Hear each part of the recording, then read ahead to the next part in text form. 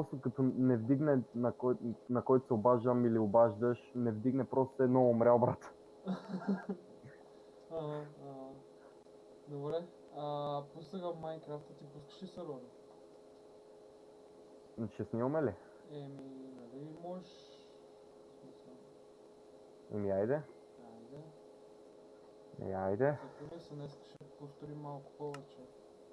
О, днес трябва много неща да правим. О, да. Трябва да направим фермата. Сега направихме поне XP-то. Направихме. Ще покрайна малко на XP-то, ако нямаш такова, ако нямаш против. Какво? Ще покрайна малко на XP-то, ако нямаш против, или да оправим На повече. мене XP не ми трябва в момента, така че... Добре.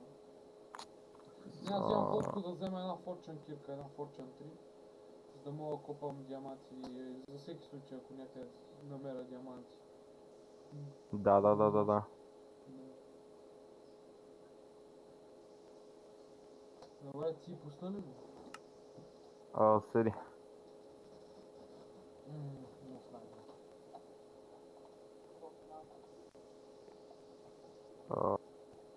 Добре. Седи, че проверявам тук. Правя си правя си едно... За OBS-а ли? Да, правя си прегледи, така винаги преди записвам за всеки случай, да не стане като първия път. Да, че не беше много яко. Колко беше? 2 часа и половина ли беше колко?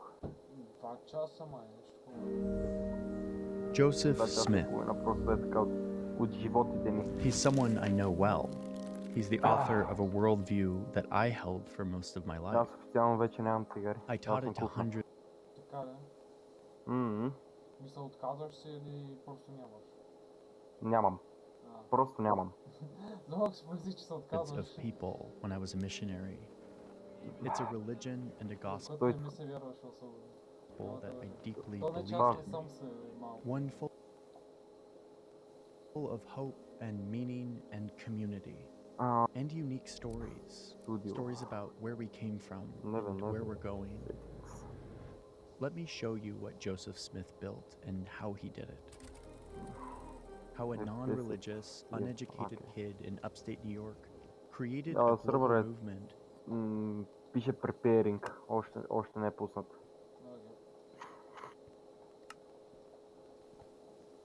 Зарежда, пише loading.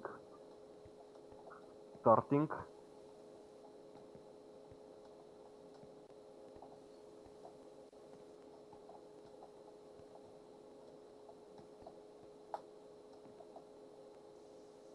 Готово. Пуснато. That would gather huge numbers of followers in a very short time, and who were pushed out from town to town, often with violence. I want to show you how these people held on to the vision and mission that Joseph Smith taught, the building of a new utopian society, one founded on celestial laws, one that was preparing for the end of the world and the second coming of Jesus Christ. So let me tell you the story of Joseph Smith, the church he built, and how that church and its mission still exists today. Тия двамата флечерите още не са си намалили офертите. Още са над 32. Заслужават смърт. Я ги бридни малко, че имахме 2 кажалти в последния път. Joseph Smith was born in the perfect place at the perfect time. It was the early 1800s, and the US had just thrown off England to become a new country. It was going through some massive growing pains. Most of these new Americans who had just left the old world rejected a lot of old world things, namely religion. Only 10% of white Americans regularly attended church at this time. So to help revive God, you have all these super charismatic preachers who left the cities and went out to the countryside to preach. And this led to an explosion of religious thought, especially in upstate New York. So now you have all these like hyper-reformist religions that were replacing old-style authoritarian churches. All these new wild religious flavors that were more emotional, expressive, and personal. I mean, none of us were alive at this time, but you can kind of imagine, like, this brand new country founded on these new ideals. Аз It was понякога забравям, между unprecedented другото, че има times. America крави felt и такова. special and different, but also kind of scary. Revolution in the new И world, new процент. science, magical technology, new ideas, both wholesome and sinful, all of it speeding up at an increasing rate. For a lot of people, this was a sign that the end of the world was coming and that Jesus, like he prophesied, would come back to usher in this 1,000 years of glory for those who believed in him and 1,000 years of fire for those who didn't. This was called the millennium. So a lot of these new churches that were cropping up kind of claimed to be the place that was preparing the earth for the second coming, like they were God's chosen administrators on the earth in the final days before it all ended. It was scary, it was exciting, and God was talking to people again in new ways.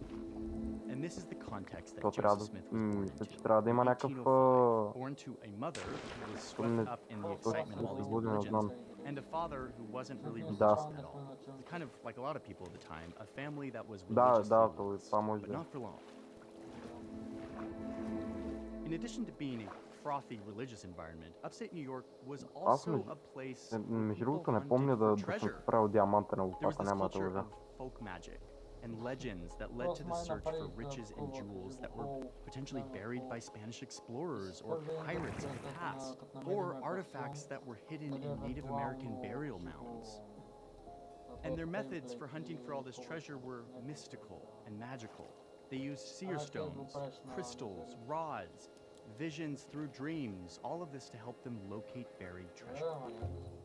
And young Joseph Smith was very caught up in this treasure hunting craze. He wasn't educated, he barely had any schooling, he could kind of read and write. He wasn't religious, but from a young age, he showed himself as a skilled treasure hunter. I mean, let's keep some perspective. In all of our research, we didn't find a single document showing that he actually found any treasure, but he managed to convey to the people around him that he was an expert treasure hunter using mythical methods. So this is the context that you need to know to really understand this story. We're in upstate New York in the early 1800s. There is this frenzy of folk magic and treasure hunting, and the place is ablaze with religious fervor. And there's talk of the last days, the millennium of fire and glory that's coming any day now.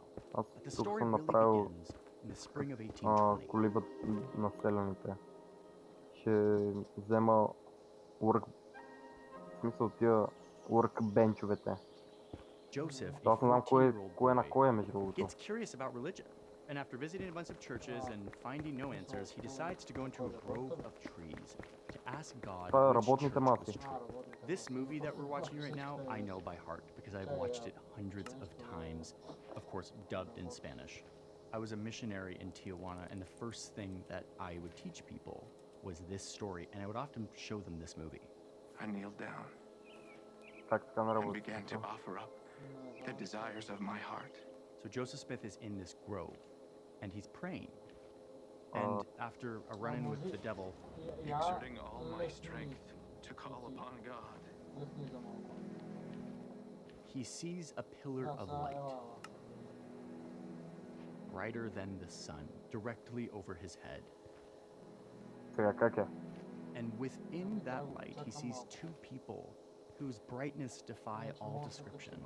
And he finds out that it's God the Father and his Son, Jesus Christ. And Jesus goes on to tell him that none of the churches that he's been investigating are true. And that instead, Joseph is being called to do the work of God, to restore the real true church that had been lost from the earth. To restore this church, to prepare the world for the second coming of Jesus and the millennium that he will usher in. This event is referred to as the first vision, and it is the founding story of the LDS Church, the Mormon Church, like most people know it. As a member of the church, from a very young age, you learn this story. You sing about it, you talk about it, you study it, and every few years the church comes out with a new video version representing the first vision. Okay, so this is just the beginning. A few years go by, Joseph doesn't tell anyone about his vision, but by 1823, Joseph is a late teenager, and one night he's sleeping in his little humble cabin with his family, and he says that an angel appears to him.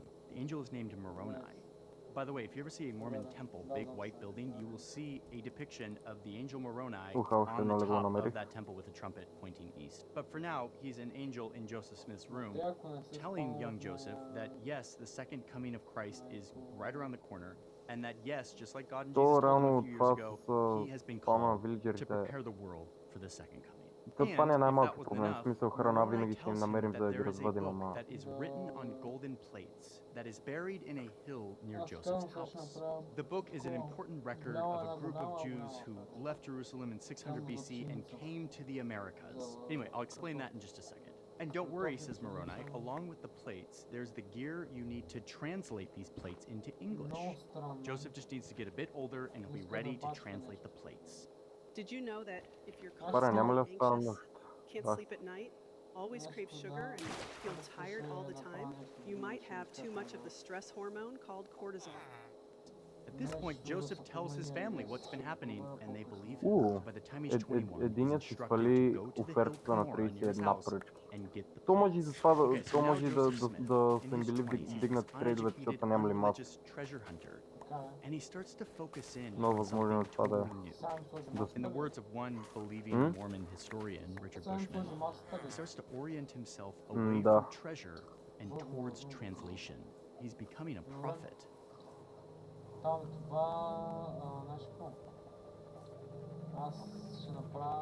So Joseph says he goes and gets these plates, and people try to rob him, but eventually he gets them secured.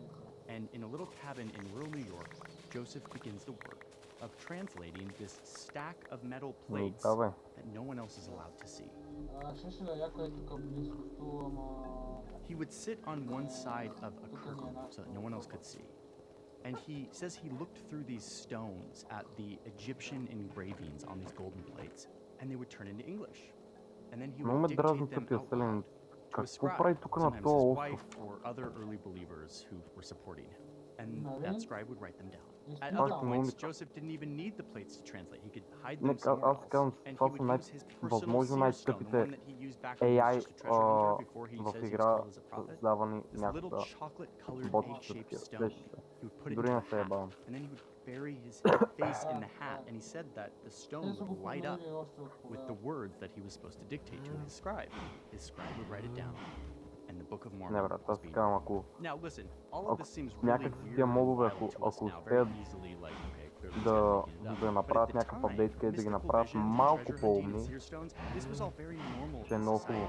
Folk magic, Native American artifacts, none of this was very fringe. And Joseph had been doing stuff like this for a decade, which is why his parents and other people in his community supported him. The difference, though, at this time is that he was blending his treasure hunting skills and his folk magic sensibilities with this religious revival that was happening at the time to create something kind of unique. So anyway, he's in his early 20s, he's translating the Book of Mormon. He faces a bunch of ups and downs, he goes through a few scribes, and after a very productive 90-day window, 24-year-old, barely educated Joseph Smith finishes dictating 588 pages of text that would become the Book of Mormon.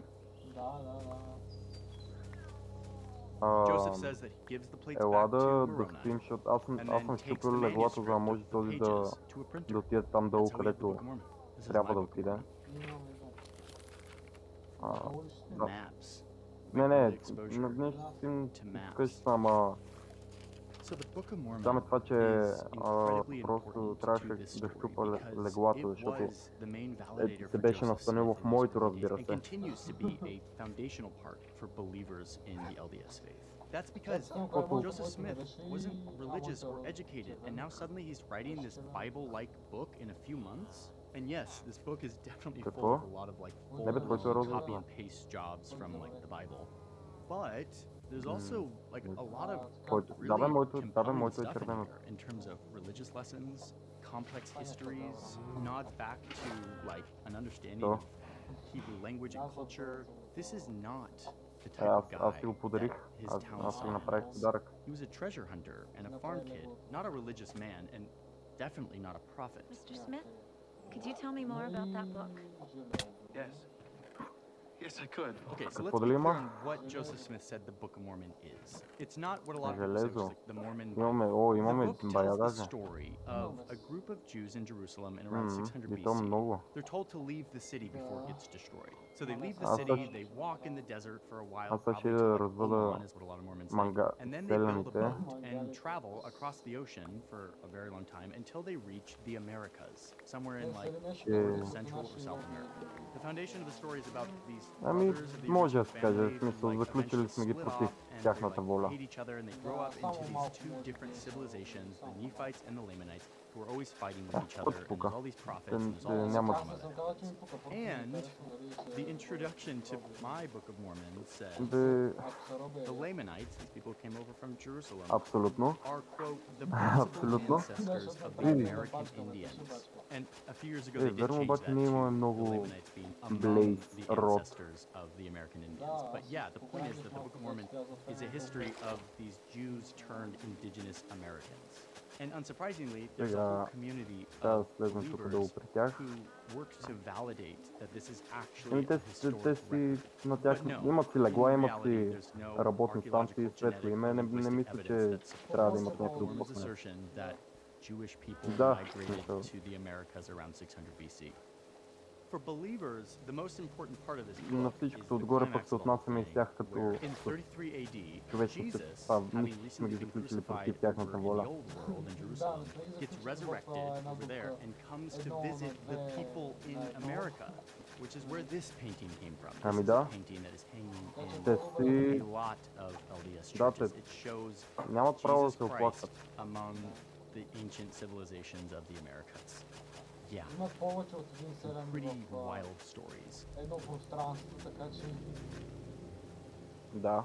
So yeah, I know we're all over the place, and Ама we'll get то- back to Joseph Smith's life for a А second. ти, Малик, But интересна as someone истината. who has read Реално, this за book първ път, dozens of не times, ми е I can за tell първ you път, ама да that се грижа за when you're a толкова добре believer, this is заселени a в really Майнкрафт. compelling piece of work.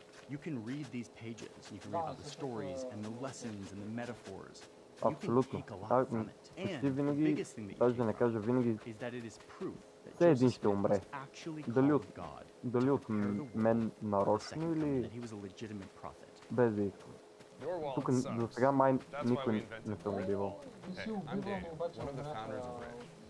My dad and I realized that most wallets were falling apart, stuffed to the max, О, and и barely аз, fit и your аз backpack. така So we да set out to знам. Полагаше break нея, it. че като After полагаше, years of обаче trial and error and perfecting the design, we launched the Ridge wallet. Ridge is built to last a lifetime. It's made from high quality materials and is the perfect balance of modern style, Еми, знаеш какво ти premium пред... materials, Искаш and ли durability. да And the best съборим part is it тия fits comfortably къщите? in your front pocket, so you can easily slide it in and out. Ще имаш тъмън и по-голямо място за ферма. You can stay connected and know Не, where your на мен wallet ми is at all интересват times. And most importantly, we've launched our new Built for Life warranty. Да, Which наполовина means if you ever счупени, lose your много wallet or готини. have it stolen, we'll replace the whole thing, no questions asked. The wallet някаква blocks тясна RFID същата, and тя... holds 1 to 15 cards in cash, all while Чуть remaining ще as махна slow as само possible. дървото. They come in over 50 styles and colors, Е, тя like близко carbon до fiber, фермата, leather, and official NFL licensed designs. And for a limited time, you can shop our Много sale повече and ще ми see why трябва да ги millions say разводя this тия. is the Големи best са wallet нахални. they've ever owned. Си. You can try the Ridge today and return it within 99 Да, days. ето аз No това questions сега asked. ще That's да- our guarantee. Find the perfect gift at ridge.com. Обаче ще засада моркови, защото имаме Моркови прасенци. също се развъждат. Да, те от всичко мисля, че което расте по техни ферми се развъжда. Така че. И да искат нямат право да се оплакват. Всичко това ще им дадем само. Не, бе, как му да са такива нахалници, бе? So, Joseph Smith, by 1830, has the То Book of даже- Mormon. He has proof that he's То a май prophet, само and he един е starts to нахалник, gain защото май само един followers. взима Followers реколта. that believe him. And a group of those followers get together in April of 1830 in a little house in Fayetteville, Един от and флетчерите. they start a Да church. го накажем. At this point, Joseph Smith is behaving Не, like a не, full-blown не. prophet. He Аз says he's getting вилиджерите няма да ги almost daily наказвам. communication from Jesus, and he starts to develop a О, theology that мисля, is че им трябва unlike камбанка, за да anything се else разводят. on offer. Сигурен? Имаме една Turns камбанка. out that God is actually a man with a body of flesh and bone. Те имат And he has a 3, wife. 7 легла имат. God lives near a star that's far away. Да, бе, знам. And we, all of us here on earth, Ето сега are вече these ще little се заре eternal камбаната, balls of light даже called ще увеличи intelligences. шанса. But our heavenly parents have birthed us into spiritual children, and then they sent us down Трябва да onto this има earth to get a сърчица, physical body, to ма get няма, married, to няма create сърчица, an няма earthly любов, ебат. family, to learn and to grow, so that someday we can return to live Нали? with God with our families. And then we can become like God with our spouses. Аз сега We ще can им create дам our own Божите, spiritual families in some other part of the да видят universe. аз кой But съм, in order да to видят do колко съм that, добър. we have to pass some tests here on earth. We have to complete certain rituals and demonstrate obedience to Him. And in order to make this all happen, He needs to set up a church. The church needs to have proper authority. Еми, And there would need to be a това беше Savior that всичко would от мен. come down to account for all of our sins so that we can be pure to enter the kingdom. Единствената къща, която не съм, Luckily, one of our от spiritual която не съм brothers взимал named Jehovah, later дърво, called е Jesus, нашата и е там volunteered to една be изоставена, this която е Savior. баш на ръба на Okay, селото. but there's a big problem, which is that God's children are super rebellious. So, over the years, God calls prophets to organize His church with the proper authority and to do all of these special rituals to teach them about Jesus. And eventually, that truth gets eroded and it fades away, and the world falls into apostasy until it's ready again when God calls another prophet to restore His authority and start the whole process over again. This happens over and over Вчера until работеше, да, eventually и аз Jesus това came. забелязвам. He was like the sixth prophet. He establishes his church, calls his prophets and apostles, gives them the authority by putting his hands on their head, and then, of course, he suffers for our sins and dies on the О, cross. само But, с just like has пещерите ми happened дължиш over and 2 over, лева. Аз ти казах, че може Jesus' да е от church got пещери. corrupted. Ма въпреки, It че got mixed with точно power този and път, politics, в and the тази world ферма, fell не back ми into се the вярва да спам apostasy. от пещери, защото This one's тази called the ферма е Great много Apostasy. нависоко. But eventually the world would be coming to an end. Jesus would be coming soon, and things were about to get really bad. So, God helped Europeans come across the ocean to take over North America, colonize the land, and create a country that had freedom of religion. All so that a few decades later, Joseph Абе, а ние Smith кога would ще be born запълним and тази then дупка в called to къщата? restore his church.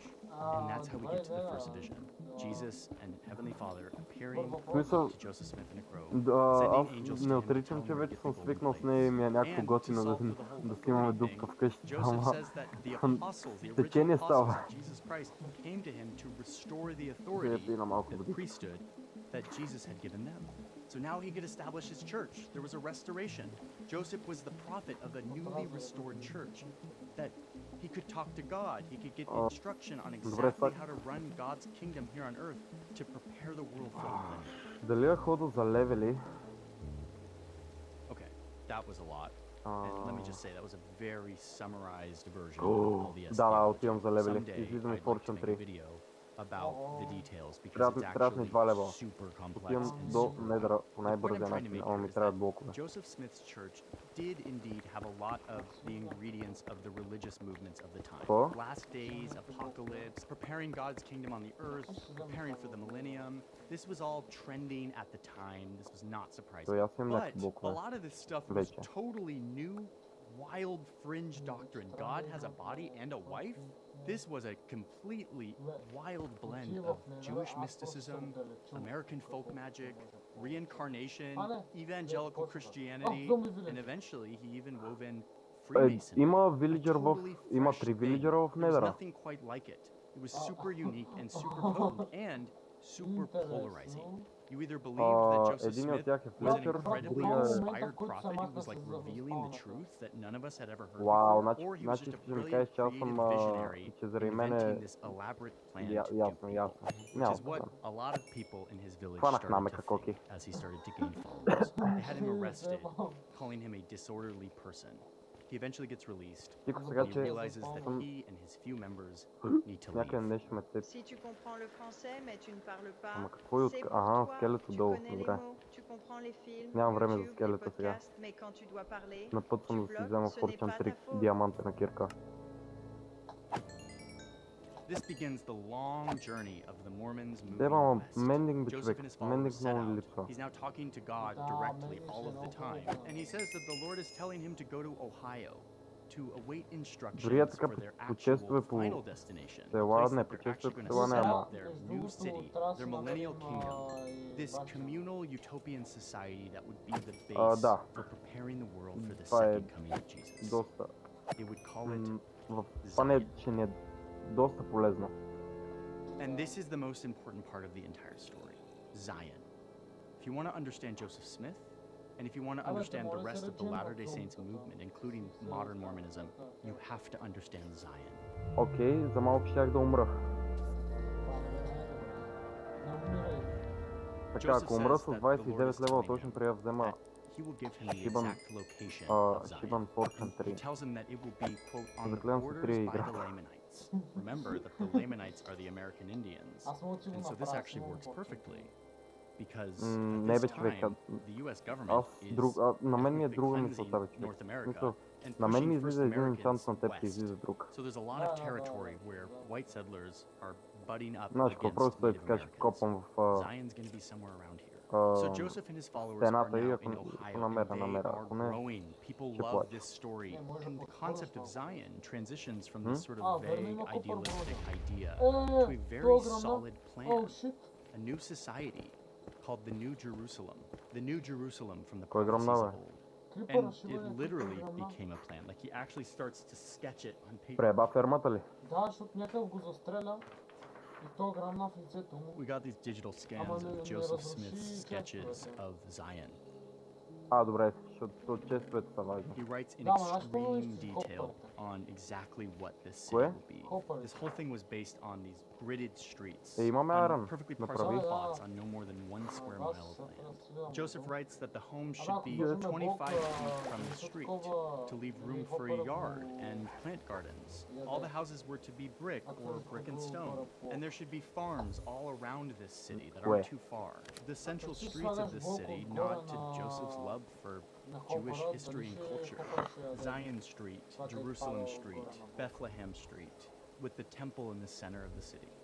Spoiler alert, this is Не how мога, Salt човек. Lake City and a lot of Добре. cities in Utah are actually designed, but that's for part 2. I mean, what this shows is that Joseph was taking this idea of God's restored kingdom on earth. И представям си, че имам It was going хопър. to be hyper-progressive, a new communal society where everyone would share with one another. The resources would be shared, and the whole thing would be governed by celestial laws and governmental structures. A new government run by the prophet, where God could talk to his people while he prepared the world for its end. Zion was a vision that Joseph was uniquely good at rallying around. Charismatic and creative leader, Fortune 3. prolific and Най-накрая inspiring. имаме His Енвил, да. followers Yes. became deeply dedicated to this 12, mission of establishing Zion. And it becomes the main calling card for new converts. Окей, Joseph Smith's имам millennial възможно kingdom is the най-добрата place to цирка в be играта, само че ми when the трябва world още едно ends, and the world's Efficiency ending 4 in 8 и Mending и съм готов. So the church is growing in Ohio. They still don't know where the final location of Zion is going to be. And meanwhile, Joseph is getting more and more and more of these revelations. And he's pushing the belief system of Mormonism further and further from mainstream Christianity. Yeah, Joseph comes out and says there excelente, actually is no joder. heaven and hell, but rather there are 3 kingdoms of heaven. All of us will be sorted into these different kingdoms. Yes, има едно бебе, има едно село How much we бебе. accepted Christ and Да. repented of our Ама sins. ела да There's спим, even a ела spiritual prison Коки, in paradise that Коки, you ела go to спим. after you die, but Коки, before ела you're спим. sorted into the kingdoms.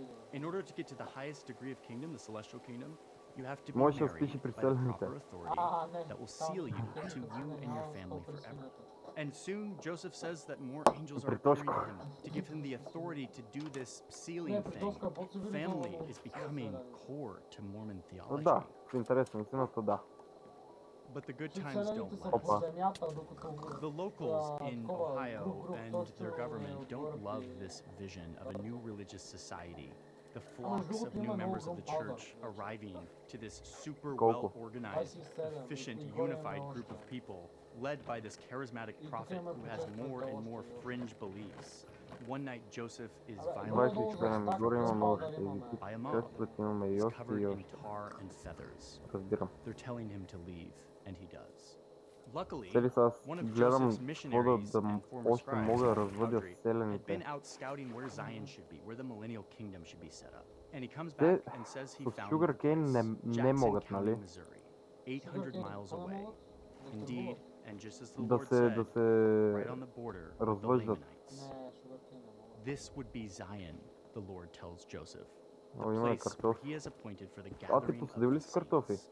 And now there's a revelation from the Lord saying that all of Тук this ти land ги in оставям Independence, в Missouri чест с should храната be purchased by до the вълната. saints buy up as much land as you can. This is Zion. Oh, and it is revealed to Joseph that this area, Independence, Missouri, Jackson County, Missouri, is right next to the original Garden of Eden, like where Adam and Eve, like the first people were. Turns out that Missouri is like the Holy Land. The epicenter for the end of the world and the Garden of Eden is in Missouri. So Mormons start buying up land and they start moving to Missouri. And they did this quickly. This wasn't theoretical. They thought that the second coming was like weeks or months or just maybe a few years away. Martin Harris, one of the early converts, asserted that, quote, in 4 years, every religion in the U.S. would be broken down and all would become Mormon, and that the rest of the human race would just perish. And then he was so confident that he said that if it didn't happen, he would cut off his own hands. I mean, they were serious about building Zion in Missouri and quick. Okay, but not so fast. The locals, like, are not into this. They hear about this swarm of Mormons coming to their county who want to turn their city into a new religious communal society and prepare for the apocalypse. And now they're arriving by the thousands, which means they will have more political power soon. They start to get scared that the Mormons are plotting a takeover of their private property, all in the name of building Zion. And they're not going to stand for it. They want the Mormons out. So they start sabotaging their violence, vandalizing their stores, destroying their homes, assaulting Mormon leaders. It gets really violent. And at first, Joseph tells his followers to not fight back. And once again, the Mormons are driven out. Copart.de is the world leader in online vehicle auctions with over 300 vehicles daily. Register now and save 70% on premium membership. The next 5 years are years of conflict for Joseph and his growing church. They're on the move all over the Midwest, at each stop facing violent resistance from local residents and government officials. So Joseph and his followers are done being passive. They start fighting back. And it escalates into basically a full-blown war. The governor of Missouri issues a literal extermination order, saying, quote, the Mormons must be treated as enemies and must be exterminated or driven from the state if necessary for public peace. It's getting really bad. So they flee once more to Illinois, where the government, who includes a young lawmaker named Abraham Lincoln, gives them a special charter to create a city and a government that is fit for their unique Zion principles. They call this city Nauvoo, Hebrew for beautiful or beautiful place. То червения бавен в недъра листата на дърветото, не знам дали се това точно листата. Те са направени точно за брадавиците. Поне така мисля, не знам, ще излъжа. Creating Zion. There's a total merger between church and state, a complete religiously run settlement where Joseph appoints himself to be in charge of the courts as well as the newly strengthened militia. Като те помоля да ходиш към... да влезеш в портала, влез. Sending missionaries to Europe to preach about the gospel and invite people to come join his vision of Zion. And one of those people is my great-great-grandfather. Там пороскопи около порталата му, защото ти ебати късмета с това недъра и ти извади. In pursuit of finding Zion. And they arrived to Nauvoo, a city that eventually grew to be more populous than Chicago. And it's in Nauvoo where Joseph says that an angel appeared to him and demanded multiple times, against his will, that he take on multiple wives. Those wives are sealed to him. His first plural marriage is to a teenager, and he goes on to have 40 wives in just 3 years. Many of them were married to other people, but then were sealed to Joseph. What I find striking here is that up to this point, you have this meticulous documentation of every single revelation and theology rule and new policy in the church here in what's called the Doctrine and Covenants. But polygamy stayed quiet and private. It was one of those revelations reserved for just Joseph and the leaders that he chose. By 1844, the Zion dream is actually catching fire, growing in Illinois, and Joseph decides to run for president. Now, he didn't have a big chance of winning, but in his mind and the mind of his followers, this was the natural next step. They were establishing Zion, and Zion was going to be the new society on earth. But this presidential campaign miserably backfires because now he is seen as a legitimate political threat. He's too good at gaining new followers. It gets worse when one group of former Latter-day Saints, who didn't agree with Как му Joseph, цели аз? decide to publish a newspaper in Nauvoo that criticized him for polygamy and generally his leadership. Joseph is done messing around at this point. He's become very Познай какво militant, намерих. and he responds by sending his militia to destroy their printing press. Щастлив гаст. He declares martial law. And now the government of Illinois, who had given them this sort Да. of safe charter, sees this chaos and they're not into it. And they arrest Joseph for attempting to incite. С Now, ръка. this was one of many run-ins with the law that Joseph Smith had То си има и някаква done. Some красен of them were рецепта, ама legitimate, some of them were trumped up, тя but е now много he's caused сложна. a real Спомен. disruption. He gets locked up in jail, and 2 days later, a mob of more И than се намира 200 така по... men О, storm намерих още this едно. jail. Ще They го climb up взема. to the second От floor тебе. where Joseph and his brother are, and they shoot at him. He tries to jump out Това the ще е много window, яко между and he другото. falls Ще е to много his death. полезно. Да, аз имах The prophet едно is dead такова at в 38. едно мое survival, ама това survival, пък не Joseph знам Smith къде is се now a затри. martyr. He А died беше, with the още Book of беше Mormon от in his миналия месец или hands, нещо такова. defending his vision, his belief in his own story. This poured fuel on the fire of his vision for Zion. But the Latter-day Saints start to realize that if they're going to build Zion, it's not going to be in the United States. They need to Да, look да, further да. afoot. Да. They need a place far away where they can build their millennial kingdom without being harassed for it. So they look far to the west, to Да, Mexico. то And the next обаче chapter of the story процесът е дълъг и is досаден, the докато move into Mexico and the самият establishment газ of their е Zion next to a large такова, salty lake докато самия in the газ high е... desert. And that is a story I'll Нали, tell you in не part two. изсушия, докато се For намокри и не now, I порасне. want to just tell you my thoughts on Joseph Smith.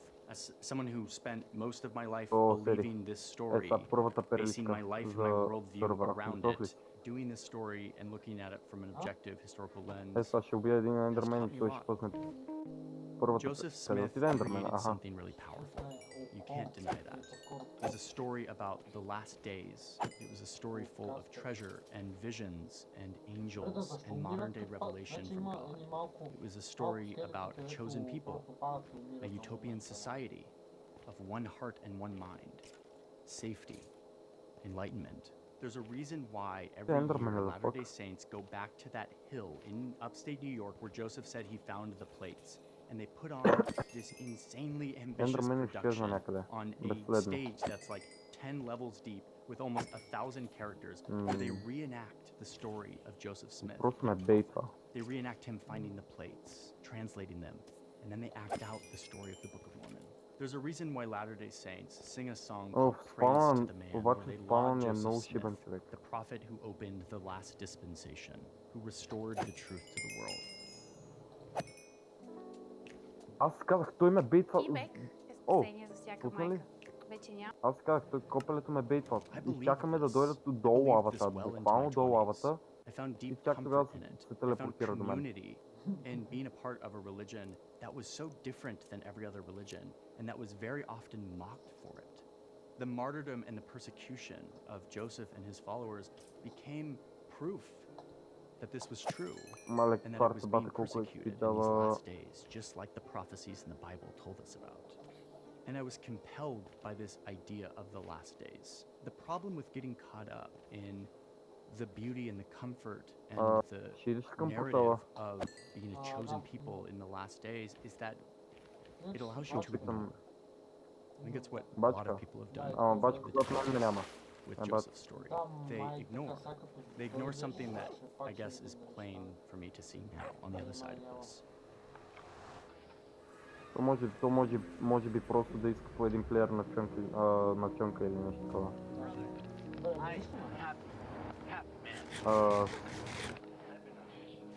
Вътре в недъра ли си? Joseph Smith was a charismatic leader who knew how to tell stories about magic, about visions, and about treasure. He had known how to do that since he was a teenager, well before he decided he was going to Колко become a минус... prophet. He found an audience in doing this. He attracted people to him with his Чай, visionary че skills. три And скелета, he бате... used those skills to Кой invent реши да ги a добави complex скелетите set of и stories тях в about Native недъра? Americans Мамка actually му. being Israelites, about heavenly parents preparing the world for its end, and about the priesthood, this authority that we all must participate in to receive the rituals and ordinances Повикаш that 300 only минус one church can 200 administer. и... And eventually he used these stories to build a movement around his vision.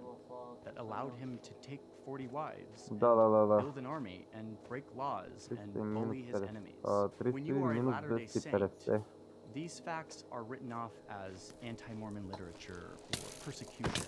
But for me, having left the church and spent years rewiring my brain and my programming of these stories, I see them as facts. And frankly, they're not that surprising. This is the same old story of a charismatic, visionary man who tells a story of apocalyptic Брат, endings to ще gain ми повярваш ли, followers, ако ти кажа, че to не gain знам как да се power, оправям с and then координати? decides that he deserves a lot of women, А, and then виждам he ти dies for the точка. Не, cause, знам, виждам ти leading точка. a movement that continues his vision. Oftentimes those movements get more and more dogmatic. They use shame to keep their people close to Каквото them, следва? Това дебелото ли? Дебелото, три they revere дебели their и prophet те където стрелят. long after that prophet is dead. And yet, what's complicated about this is I can't help but feel a deep sense of sadness А, какво се for случва с having Кърт lost Кобейн, my бе? belief in Joseph's А, story. комбайна Can't депресира explain it, само. but these stories are incredibly comforting when you believe Що in бе? them. Какво се They're случва? motivating. These creative stories unlike any other belief system А, то е обикновено can такова. be really beautiful. And that is a paradox that there's really no resolution. Ба, това I момче е want to младо. say on this, but I'm going to save it for part 2 on the series, where we see what happens О, next. намерих After Joseph is нещо. murdered, and the Но Latter-day сигурно Saints не е move west нашият равин. find their vision of Zion.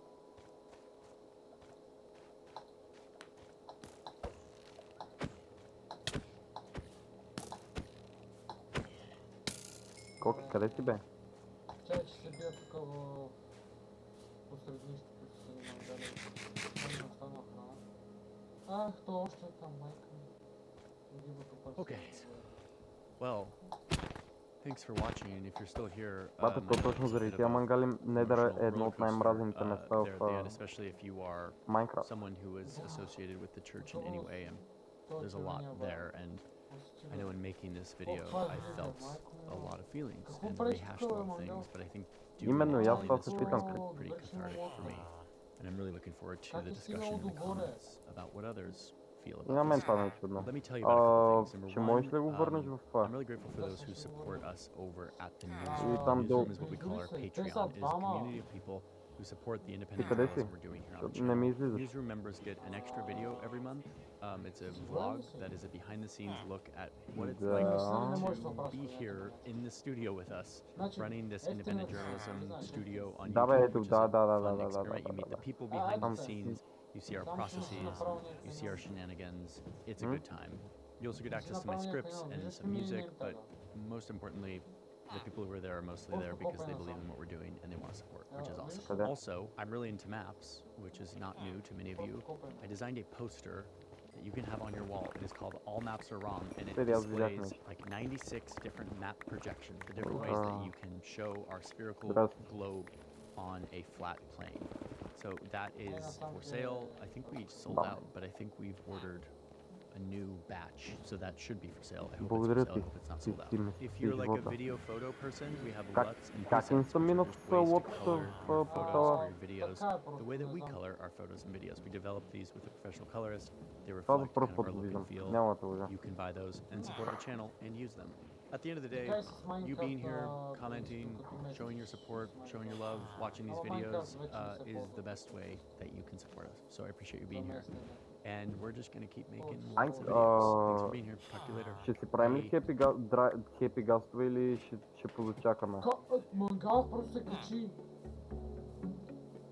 Как така се е качил? Качи се по стълбите. Няма как да се качи по стълбите. Качи се по стълбите, маяк. Идва сега да държи в нашата легла. Мама му да еба. То в моето. Сега ще дойде да не, няма. Поне знаем, че е педерас. Чакай, аз ще направя... Долу явно са заети вече с легла. Те се размножат. Драйв гаста го слагам горе в честа при Protection 4. Nearly 10 to 12 cesarean sections every single day. He's also concerned about the supplies. They haven't got enough of some of the most basic supplies, gauze, sutures. And this is where from our side, from the UN system, we try and support. From UNFPA and working with partners, we'll bring more supplies here in order to ensure that these safe deliveries can be Това ensured. това от But една he's also страна е saying, добре. and when I spoke to a midwife called Esma, she told me that in the birthing suite, which Той he has не е. 5 rooms. Да, бе, ама Петре, първо, майко, излизай. Майко, добре, ето, ще помогна, бъдеш шофьор.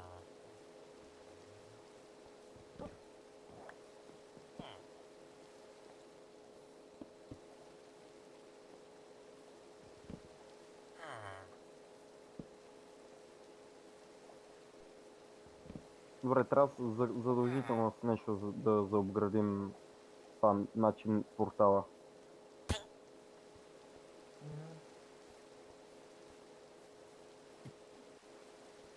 Какво всичко е в бепчетата? Има 3 бепчета. Ама сложи два блока тук за не... Ама има още един, който трябва да го преместя. Абе, ела да спим, че ме дразни този дъжд, човек, моля те.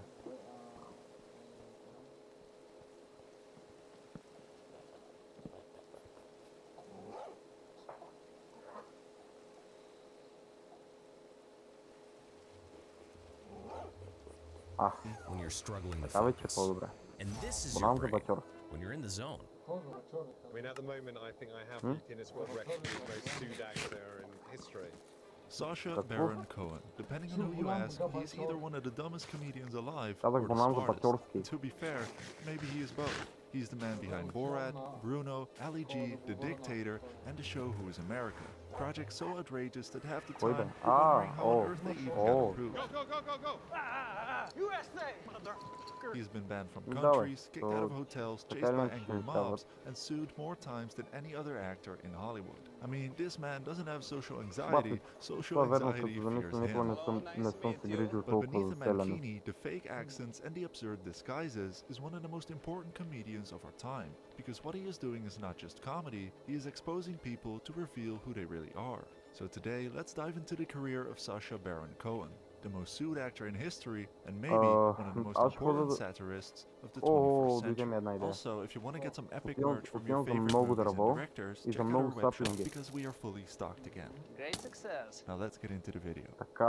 Sacha Baron Cohen was born in Ако не се London лъжим, in бях 1971. засадил Before изключително becoming много a full-time стапинги, clown, as значи he calls it трябва да himself, има много he was дървета. just a history nerd with a dangerous sense of humor. Even though his most famous character Borat became known for making fun of Jewish people, Sacha himself was raised in a Jewish family and actually studied anti-Semitism and the civil rights movement at Cambridge University. Те бяха... Аз като влезнах бяха 3 и след това то отгоре, който ти сега го вкара обратно тук. And also Sacha Baron Cohen.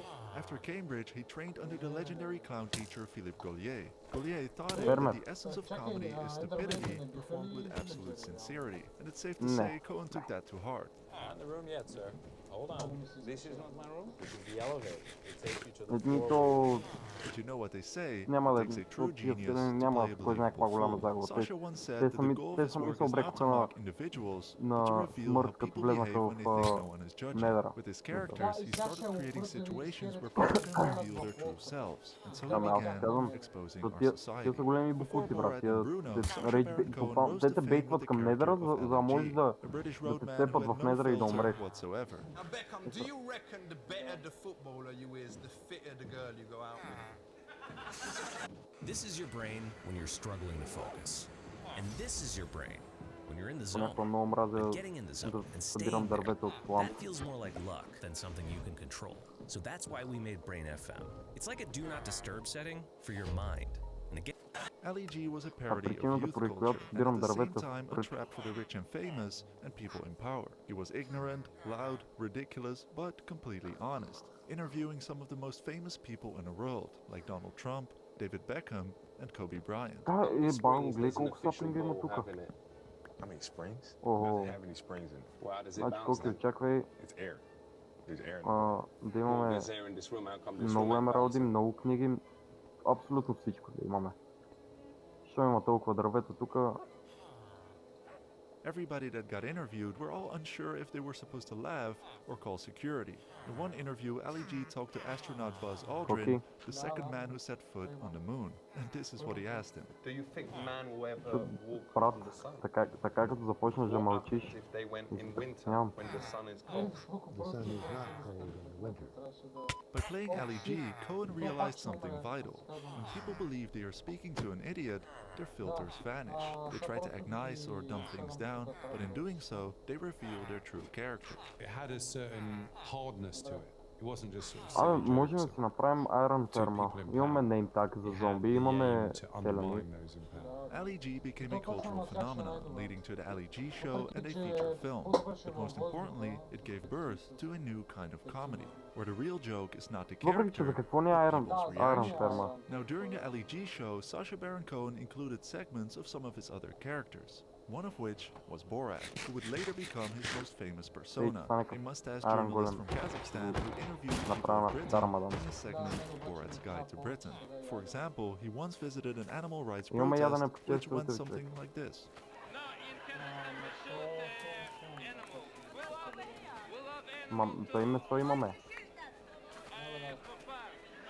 Or he paid a visit to the prestigious University of Cambridge. Yes. And therefore half the intelligence, half the ability is with the differences that they are not creative. Haven't got creative minds. It's true. They can't think. They cannot think properly. No, they can't think. Borat became such a great success that by 2006, Sacha would turn it into a feature film, which till this day is still one of the most controversial movies ever made. If you want to check it out, I made a full video explaining why there will never be another movie like Borat. For 1 year, Cohen traveled across America as Borat, interviewing real people who had no clue they were in a satire, all while pretending to make a documentary for Kazakh television. But in reality, it was a social study in human absurdity, and an experiment exposing exactly what people really think when no one is watching. The brilliance of it all is that none of it was scripted. He just let the people be comfortable enough to expose themselves. Do you have slaves here? No slaves. We wish. It is a shame. And Borat. In one of the most famous scenes, he went to a rodeo in Texas, revealing how many people in the Deep South think about foreigners. I see a lot of people think there's a dadgum Muslim on he's got strapped to him. Yes. And you probably aren't a Muslim. Maybe that's not your religion. No, I am a Kazakh. I follow the hawk. But you look like Borat proved that prejudice oftentimes hides behind politeness. But the real chaos wasn't the movie, it was the aftermath.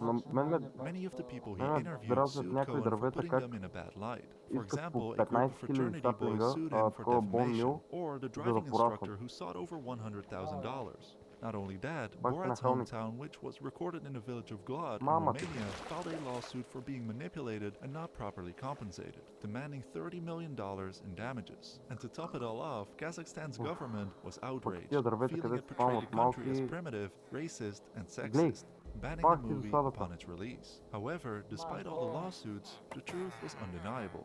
Every laugh reflected something disturbingly real, not only about Americans, but also Western society in general. By doing these types of shenanigans and making it laughable, Borat brought to light the cultural ignorance of our time.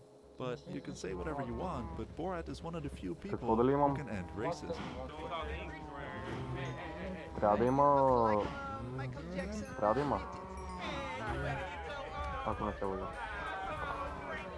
In 2009, Cohen turned himself into an Austrian fashion reporter, whose entire existence was designed to provoke discomfort. What do you say to the people out there who Lector, нали? have very powerful flies and pectoral muscles? Някъде трябва да мисля, че света имаше. Borat held a mirror to racism, the character of Bruno held it to homophobia. He infiltrated fashion shows, conservative talk programs, and military events, pushing every boundary of sexuality and taste. For after 9/11, and a lot of clothes I see on the runway are clothes from pre-9/11. They're very September 10th. They're so September the 10th.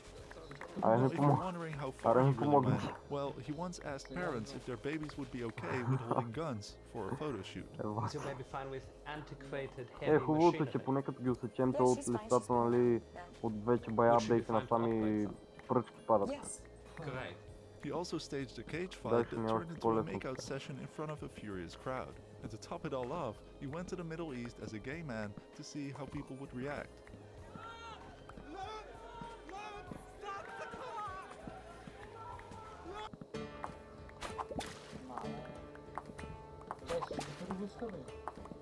Какво? Не, имам още стаки малко. Това беше колко? 30 и нещо саплинга, 39 Bruno wasn't just mocking gay men, he was mocking the fear of them. He even tried making world peace as Bruno. Let's try and get a solution, right? Will you, the Palestinians, agree to give the pyramids back to the Israelis? О, това ми напомня първото дърво. На това оцеляване. By 2012, Cohen had gone global and decided to test whether his satire could survive a Hollywood budget. His movie The Dictator was his first fully scripted comedy, playing General Aladdin, a parody of every Middle Eastern tyrant rolled into one character. At first glance, it looks like the movie is just poking fun at the Middle East, using goats, a harem of women, and a helicopter misunderstanding about 9/11. Не. Задръж си ги за тебе.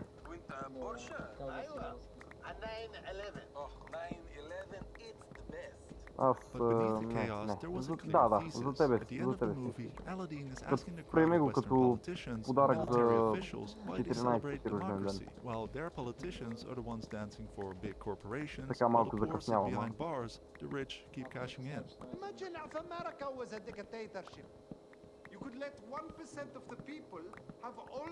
Колко дърво имаш? You could ignore the needs of the poor for healthcare and education. You could use the media to scare the people into supporting policies that are against their interests. The absurdity of this movie stings precisely because it reveals real issues. Even the so-called free world has its deceiving rulers. They're just wearing suits instead. Like all of his other characters, the dictator showed us that a clown can deliver some of the harshest truths. After a brief hiatus, Cohen returned in 2018 with his most ambitious project to date, Who is America? The concept was simple yet terrifying. He would use multiple disguises to reveal how America perceives itself. First, he disguised himself as an Israeli commando named Eran Morad, who convinced real lawmakers to encourage children to fire weapons, making a commercial that looks like this. Now, Philip, will you show us how to feed Papi Pistol? His lunchbox and push it into his tummy. Cohen even got a real estate representative to do this. Да, я легни спиш. Защото Lastly, he tried convincing hardcore Texan citizens to build the biggest mosque in the world in Texas. Do you get nervous? Absolutely terrifying. I don't know what it is. It becomes addictive. I mean, we did this scene where I pitched building a mega mosque. The world's largest mosque outside of the Middle East. A hub for tourism for Muslims around the world. We don't want that shit here. If it feels like it's going to get violent, then Ябълки развържат ли се? the worst that you can do is crack. Деба. Вземи ябълките. Вземи тези работи. During production, Cohen got so many death threats that he had to wear a bulletproof vest. And of course, he was confronted with more lawsuits, most notably from the Alabama Supreme Court chief seeking $95 million in damages. By now, Sacha Baron Cohen's legal record is longer than his own filmography. But here's the thing. After doing years of controversial stunts, every lawsuit has either been won, settled, or quietly dismissed. Of course, on the one hand, that's because Cohen's legal team consists of some of the best wizards in the world, but on the other hand, if you're sued that many times in one, that means you're doing something right. Because being the most sued actor in history isn't a scandal, it's a byproduct of honesty. Especially in this day and age, Sacha Baron Cohen's comedy is incredibly important, because he is using comedy to expose what logic can't. He's not trying to make the world comfortable or explain his political worldview in a well-spoken way, he's just trying to give an honest interpretation of our society. That way, each project forces its subjects and us as the audience to confront the gap between who we think we are and who we actually believe. I'm not going to claim that everything I've done has been for a higher purpose. Yes, Оп. Не, ще ги развържаме пак, ама Cohen's influence книги reaches имаме ли? far beyond the realm of comedy. He lectured at universities, written essays on disinformation, and publicly Не бе, challenged смисъл, tech companies for вземи го, на мен мисълта ми беше... Cohen is not here to provoke or Какво make fun търсим? of Добре, сега people, какво but търсим? also takes responsibility as an actor in the digital age. Добре. One thing is pretty clear to me.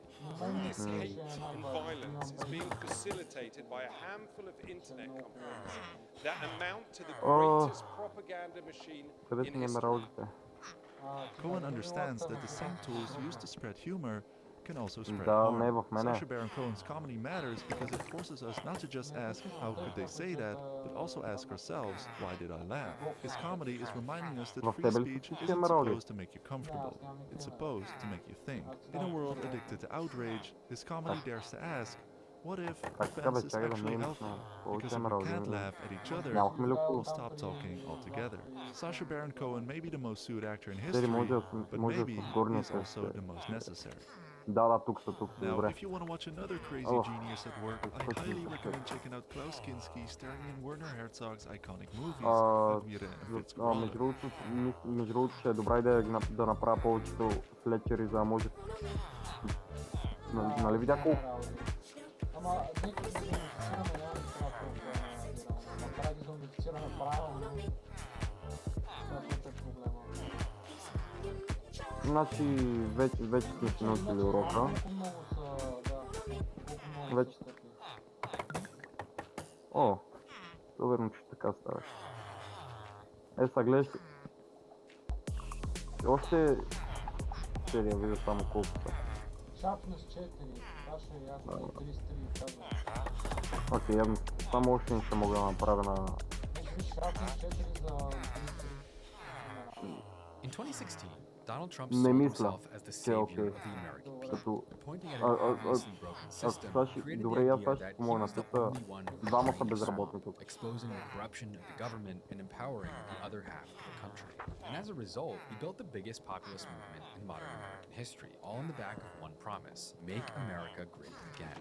But then, after 2 years in office, he was faced with the ultimate opportunity. Billionaire financier Jeffrey Epstein has been arrested. He was taken into custody overnight at a New Jersey airport. Out of nowhere, a somewhat forgotten 10-year-old sex crime case was blown wide open by a journalist in Miami, alleging that the mysterious billionaire who had been convicted of trafficking young girls in his mansion beach was far more complicated than originally thought, involving a much longer list of co-conspirators than anyone was aware of, with fingers pointed at a list of accomplices and clients that included the British royal family, former presidents, world-famous intellectuals, and more. But what no one expected was for the case to blow up in Donald Trump's face.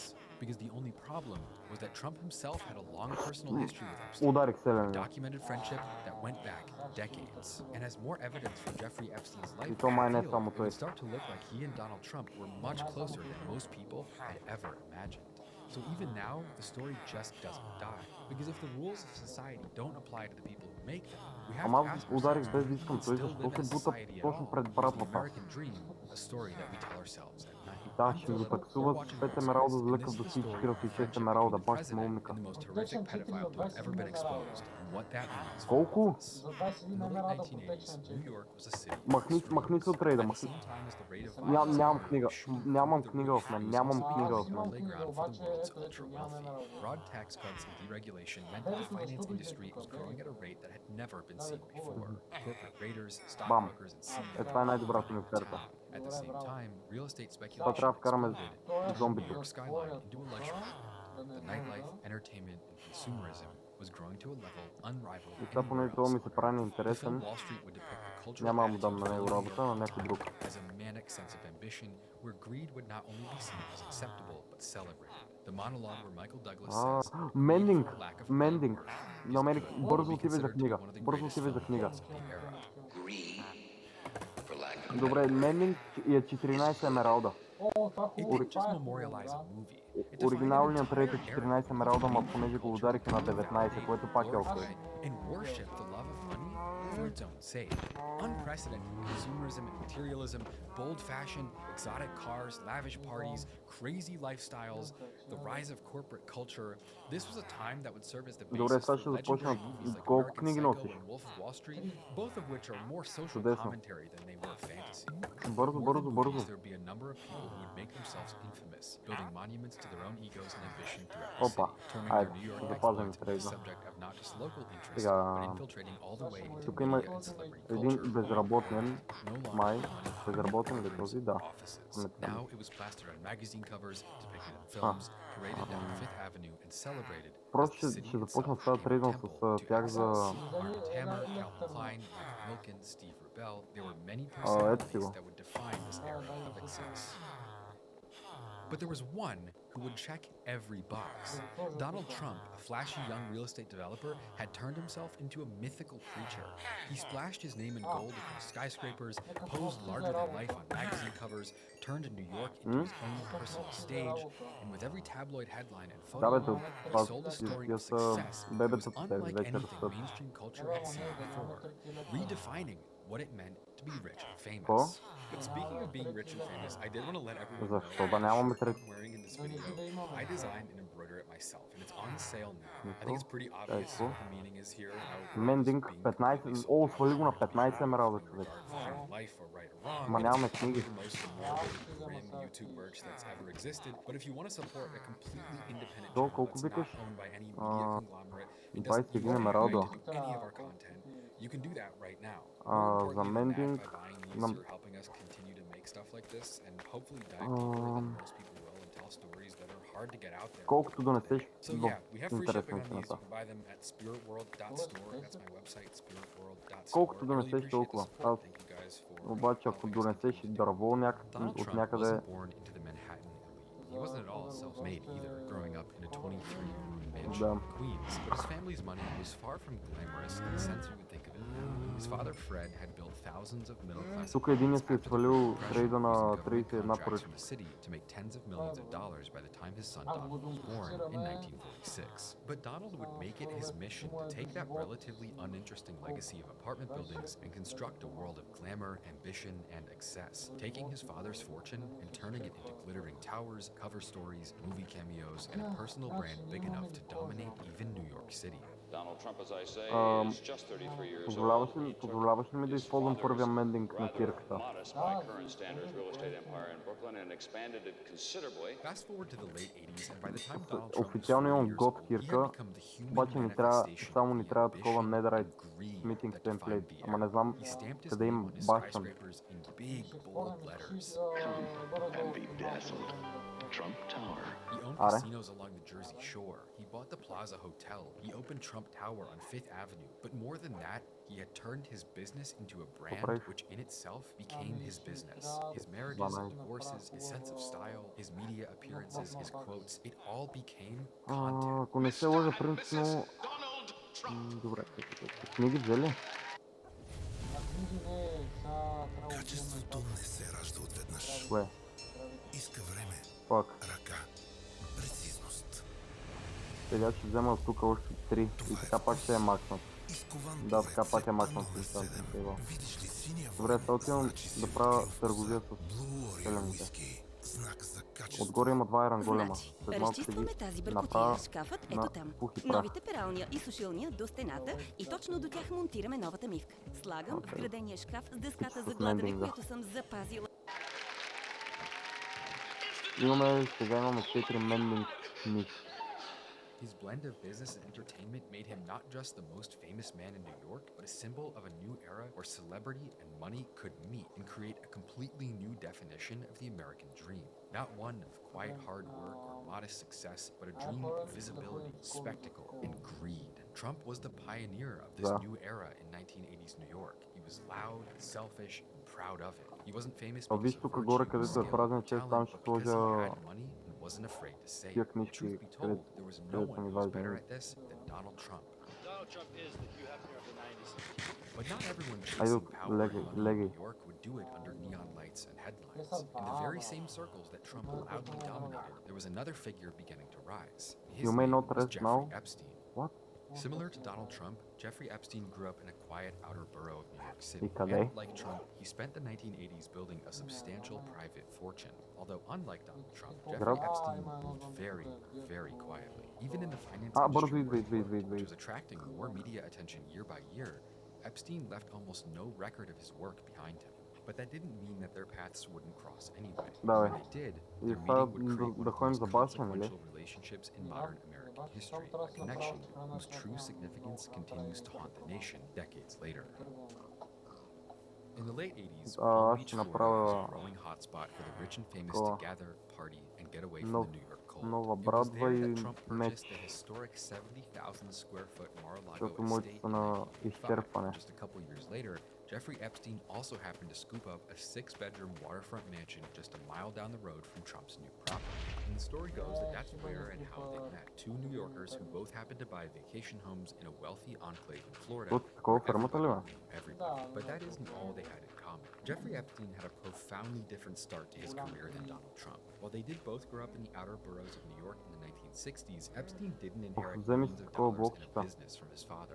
His parents were working class, and he ended up dropping out of college in his 3rd year. In the mid-1970s, he ended up teaching at an elite private high school in Manhattan, although he would be fired from there for poor performance after just a year. But after a series of strange leaps forward, he ended up jumping to Bear Stearns, an immensely influential investment firm where he would also be fired for insider trading after just a couple more years. But by the late 1980s, Jeffrey Epstein had amassed a mysterious fortune by opening his own elite financial firm that supposedly served only clients with a $5 more, even though he himself still had little to no public profile or notoriety at all. But as the 1980s ended, it became clear that the mysterious Epstein wanted to make a name for himself in the elite social scene of New York City. And so he went from a mostly unknown banker to a prominent fixture in that world.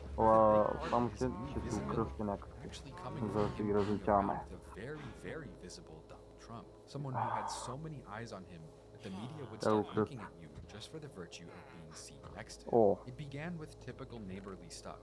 In 1992, their first real appearance together on video comes from a party that Trump hosted where he invited NFL cheerleaders to dance and perform at Mar-a-Lago. In archived footage from NBC, in between shots of 45-year-old Donald Trump dancing his heart out in a crowd full of young models, you can see him welcoming Epstein to the party, speaking to him off to the side as they watch the cheerleaders dance. In one shot, he points to one of them and says to Epstein, "She's hot," before Epstein grins widely and laughs. Just a year later, Trump got married to Marlo Maples, a television host and model from Georgia, at New York's historic Plaza Hotel, which he had recently purchased. Among a long list of celebrity guests was Jeffrey Epstein, who can be spotted in a number of photos from Donald Trump's second wedding. At the grand opening of the Harley-Davidson Cafe in New York at the end of 1993, Epstein would be photographed standing next to Trump and his children Ivanka and Eric in a candid shot for the event. From 1997 to 99, there would be videos of them together at Mar-a-Lago and at Victoria's Secret Angels fashion events in New York. By the time the new century arrived, Epstein was no longer the strange man in the shadows he had once been.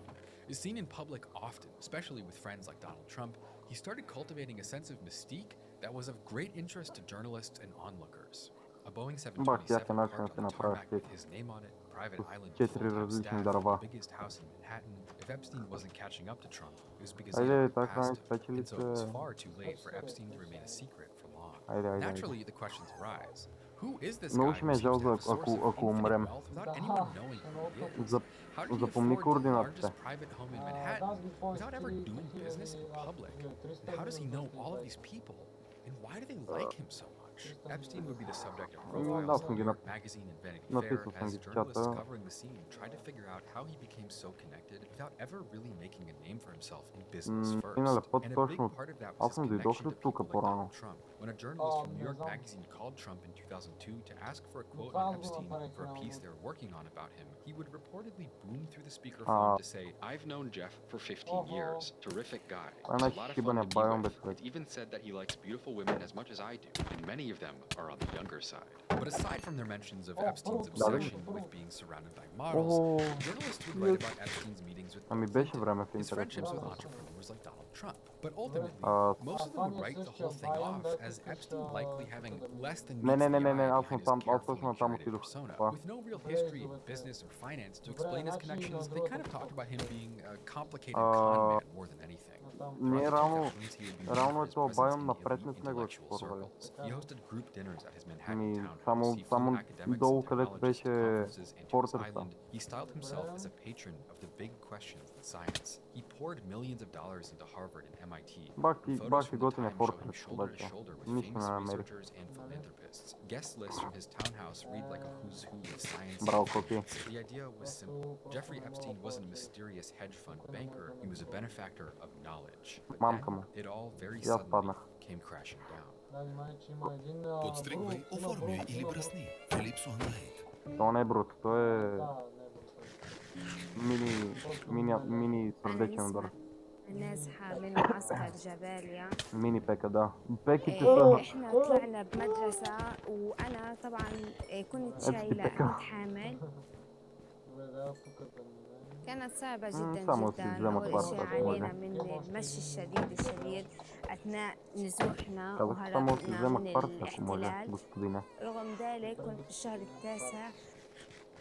Because in 2008, Jeffrey Epstein was arrested for soliciting sex from a 14-year-old girl in Palm Beach. And a year-long investigation yielded evidence of dozens of possible victims, but he ended up pleading guilty to just one, and he was sentenced to 18 months in prison. At the time, the case didn't make national headlines, but it did make Epstein outcast, or at least it should have.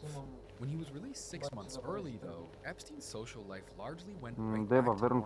Not only did many of his friends stay around him, in fact, he only gained even more. His friends in the scientific community would defend him.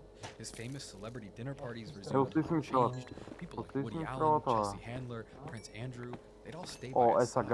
After prison, he would go on to host meetings with Bill Gates. He would work with former Israeli and South American politicians. For a convicted sex offender, his reputation seemed basically untouched. In comparison to the people who would vouch for him, his outspoken critics were nowhere to be found.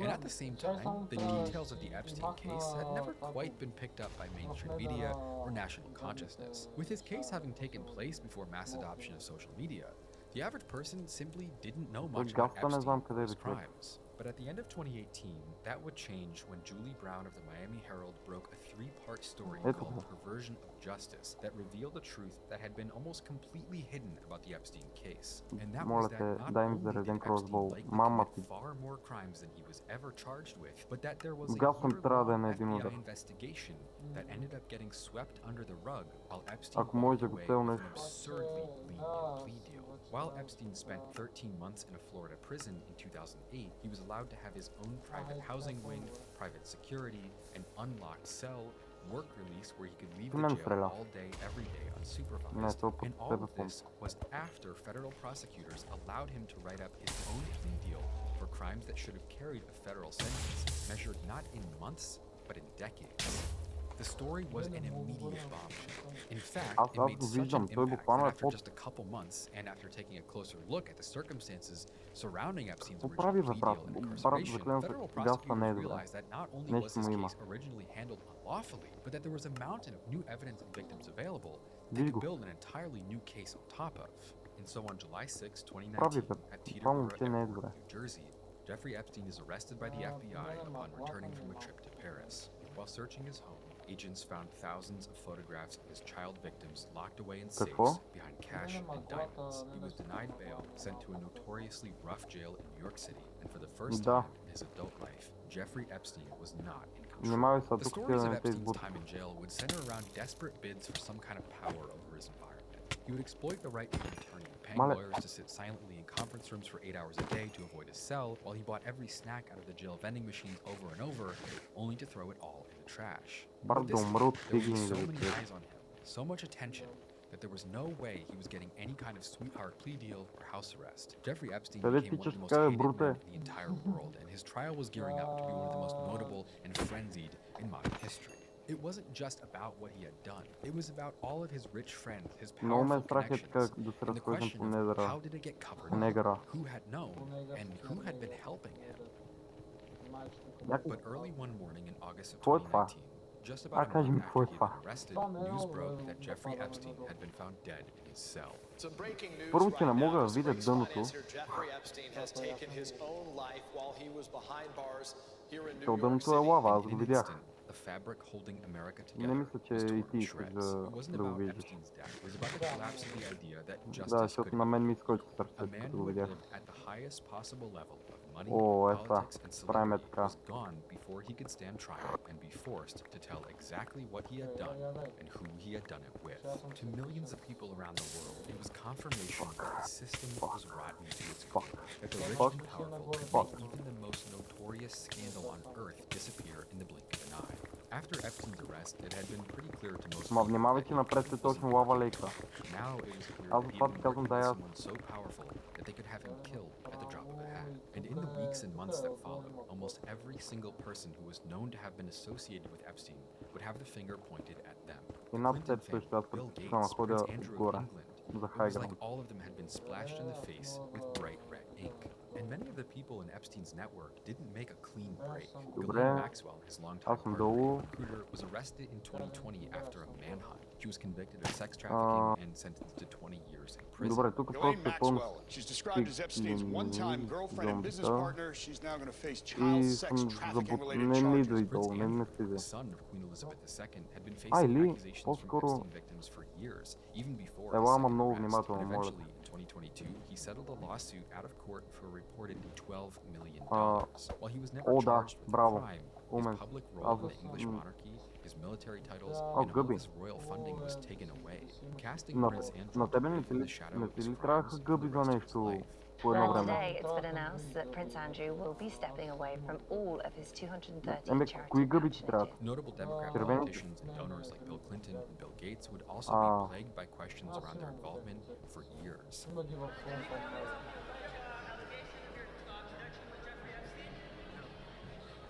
Добре, то тук май... Глоустон да взимам ли? Notable financial client of Epstein and decades-long best friend who had once signed power of attorney over to Epstein, ended up stepping Ти down си from his човека role с as средствона, CEO of Victoria's за Secret това and те Bath питам Body дали я Works взимам, after защото... Epstein's death. A deal has been reached to sell Victoria's Secret and for Les Wexner to step down as chairman of L Brands.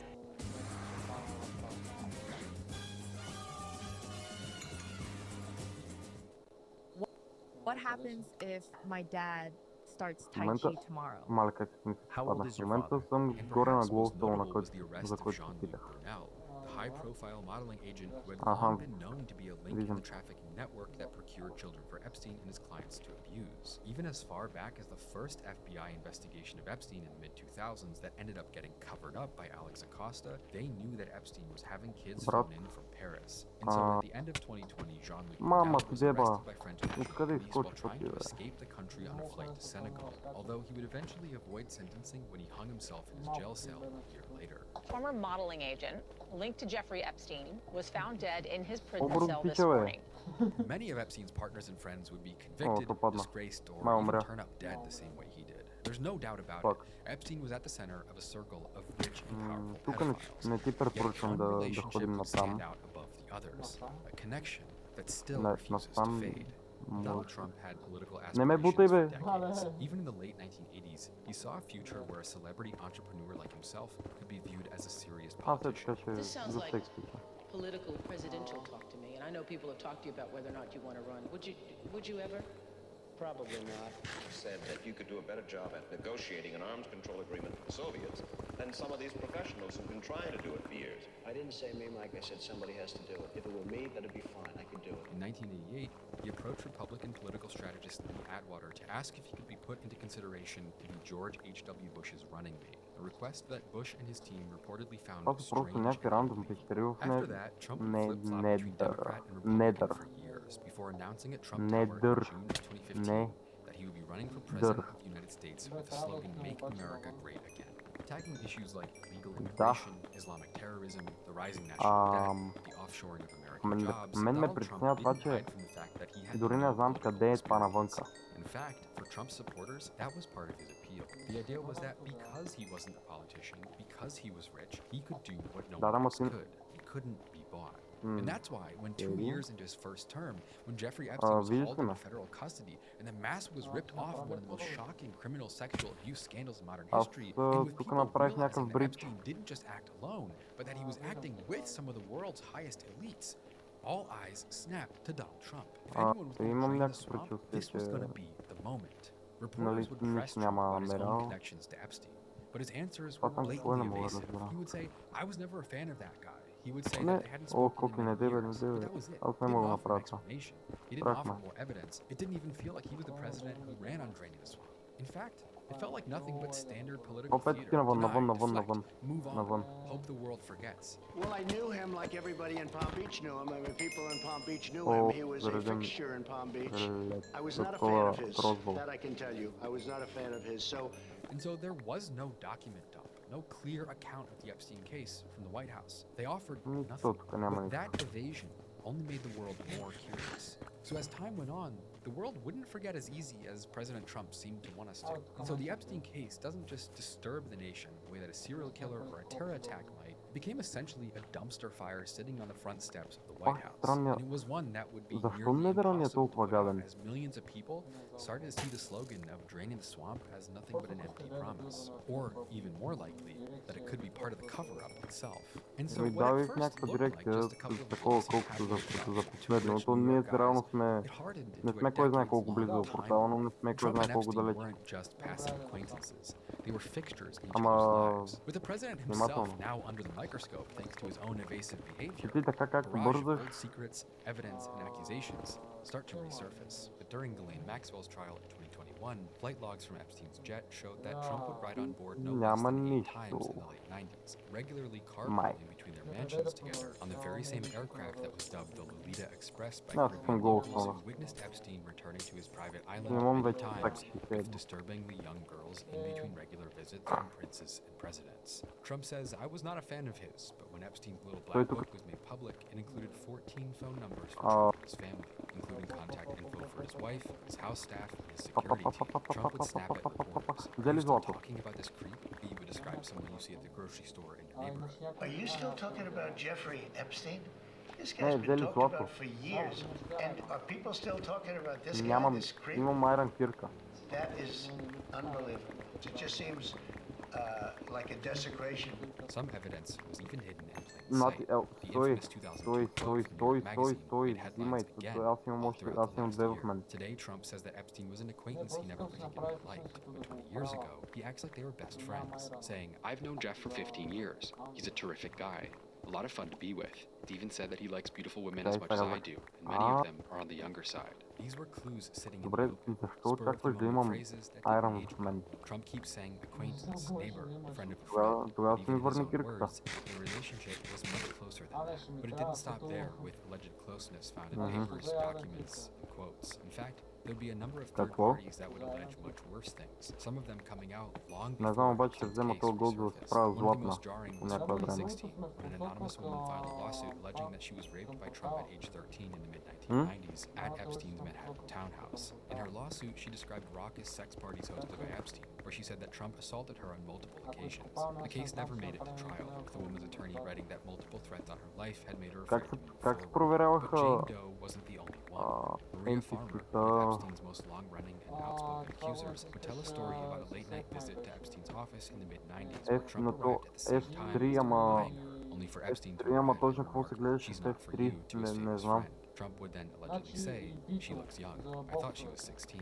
And then there was Mar-a-Lago, Trump's social club that allegedly became a recruiting ground when Ghislaine Maxwell approached Virginia Guffrey, then a 16-year-old local attendant at the club. Guffrey would later testify that this was the beginning of the pipeline that drew her into Epstein's world, where she would eventually be trafficked to Prince Andrew, who would later pay her a $12 million settlement for his abuse.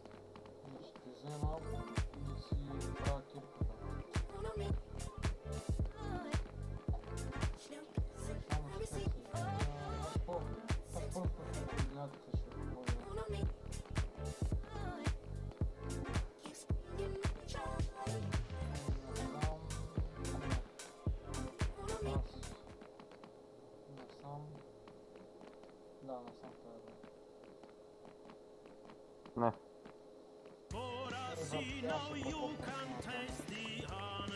Но там не портала.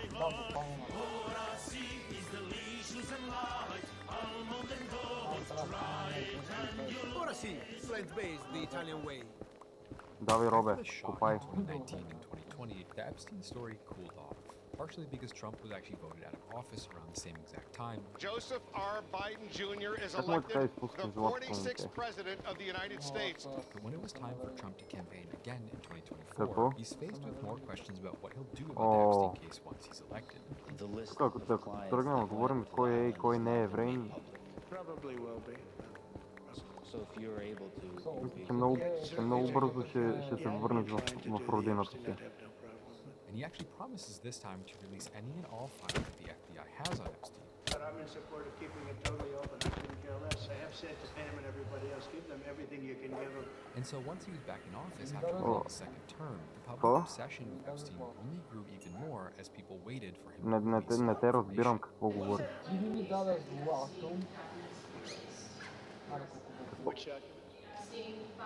I don't know. I'll speak to the Attorney General about that. I really don't know. Взимам си взимам курко комбайн и не ми пука. Epstein file sitting on her desk, ready to be released to the public. Взимам си кур комбайн и не ми пука. Sitting on my desk right now to review. That's been a directive by President Trump. And a few months later, Trump's team announces that after exhaustive review, they found no incriminating client list or any additional documents about the case whatsoever. Who, if anyone, did Epstein traffic these young women to, besides himself? Himself. There is no credible information. None.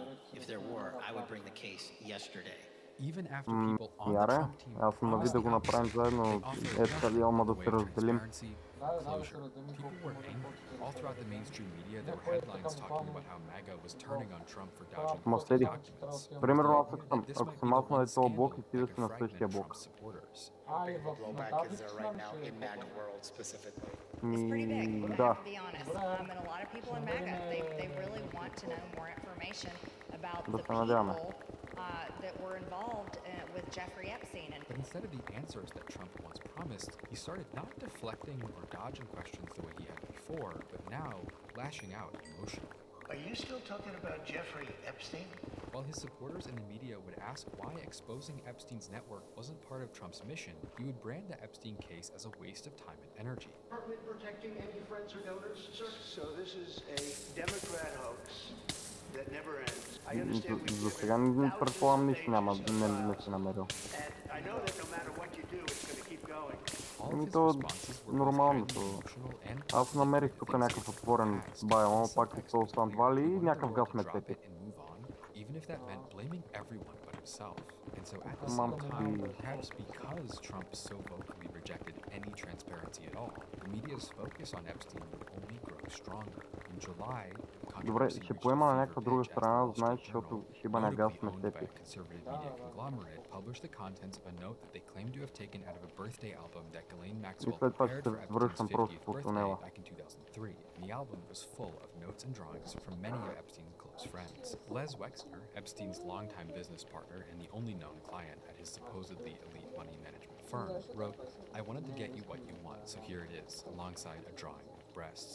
But of course, there was also a note from Donald Trump. It reads, "There must be more to life than everything." Donald says, "Yes, there is, but I won't tell you what it is." Jeffrey says, "Nor will I, since I also know what it is." Donald says, "We have certain things in common, Jeffrey." Jeffrey says, "Yes, we do." Come to think of it, Donald says, "Enigmas never age." Jeffrey says, "As a matter of fact, it was clear to me the last time I saw you."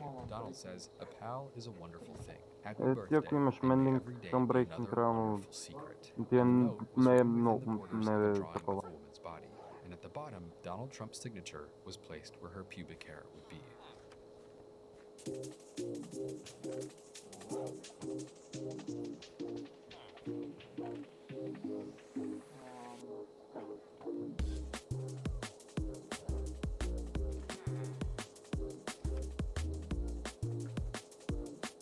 Намери ли нещо? Сега копам. Ми аз тук намерих... But perhaps the worst and most brazen development of all, at the height of public outrage in the summer of 2005, after things like the birthday note were made public, Trump's Justice Department sat down with Ghislaine Maxwell in prison for a 2-day interview about every aspect of her involvement in the Epstein case.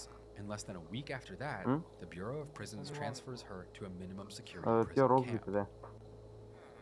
Minimum security prison camps are more lenient than most people would imagine. With dormitory-style housing instead of cells, inmates are often allowed luxuries like phones, email, weekend visits, recreational sports leagues, nearly unlimited time outside. At most prison camps, there wouldn't even be anything stopping inmates from walking out the front door and on the street, besides the threat of more time added to their sentence if they get caught. Comparatively, it sounds pretty great. Maybe it even sounds like proper rehabilitation. Of course, the stipulation is that minimum security prison camps are typically reserved for inmates with only a few years left on their sentence, non-violent or non-sexual charges, and no past history of attempting to escape. Those are three qualifications that Ghislaine Maxwell does not meet. With 18 years left on her sentence, a conviction of sex trafficking, and the fact that it took a year-long manhunt to bring her in, the idea that she's fit for a prison camp with no walls around the perimeter is almost laughable. But not long after her transfer, it would all start to make sense when the DOJ released transcripts of their conversations with her. During the talks, she would claim that she never witnessed any inappropriate behavior from Donald Trump during her entire time knowing him. I never witnessed the president in any inappropriate setting in any way. In the times I was with him, he was a gentleman in all respects. And while these quotes were obviously released to smooth over Добре, интересно, истината намерих някакво голямо място, ама ме страх да няма гаф, който ме избута или пък нещо ме стрелне. Това е точно върху някаква лава. The evidence has just piled up. Flight logs, address books, depositions. There was even a statue planted on the National Mall, a mile from the White House, that depicts Trump frolicking through the grass with Epstein. It's a monument to the world's outrage around this friendship that the president says barely existed, even though there's a mountain of proof that says the opposite. According to any logic, this could be a scandal that would destroy anyone's reputation and career forever. But the biggest problem of all is that in America today, Trump's decades-long affection and closeness for one of the most powerful pedophiles to have ever lived kind of just barely registers.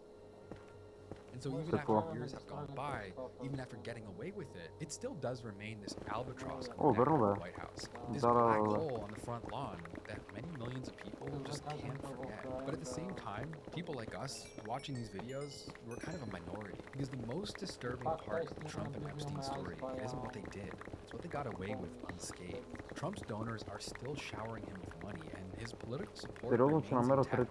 Even his opponents have pretty much decided to let it slide out of self-interest for their own careers. That's why this case is so hard to let go of. Trump could call Epstein his best friend. He could talk about the wonderful secrets they share. He could say that Epstein was a terrific guy who loves younger women. And there's no consequence for any of that. But for as long as the story remains unfinished, for as long as Epstein's friends and associates don't have to answer for themselves, it's going to remain as an open wound that represents a sickening truth about America. And that's that the rich and powerful don't have to play by the same rules as everyone else. That abuse is okay if you have enough money to make it go away.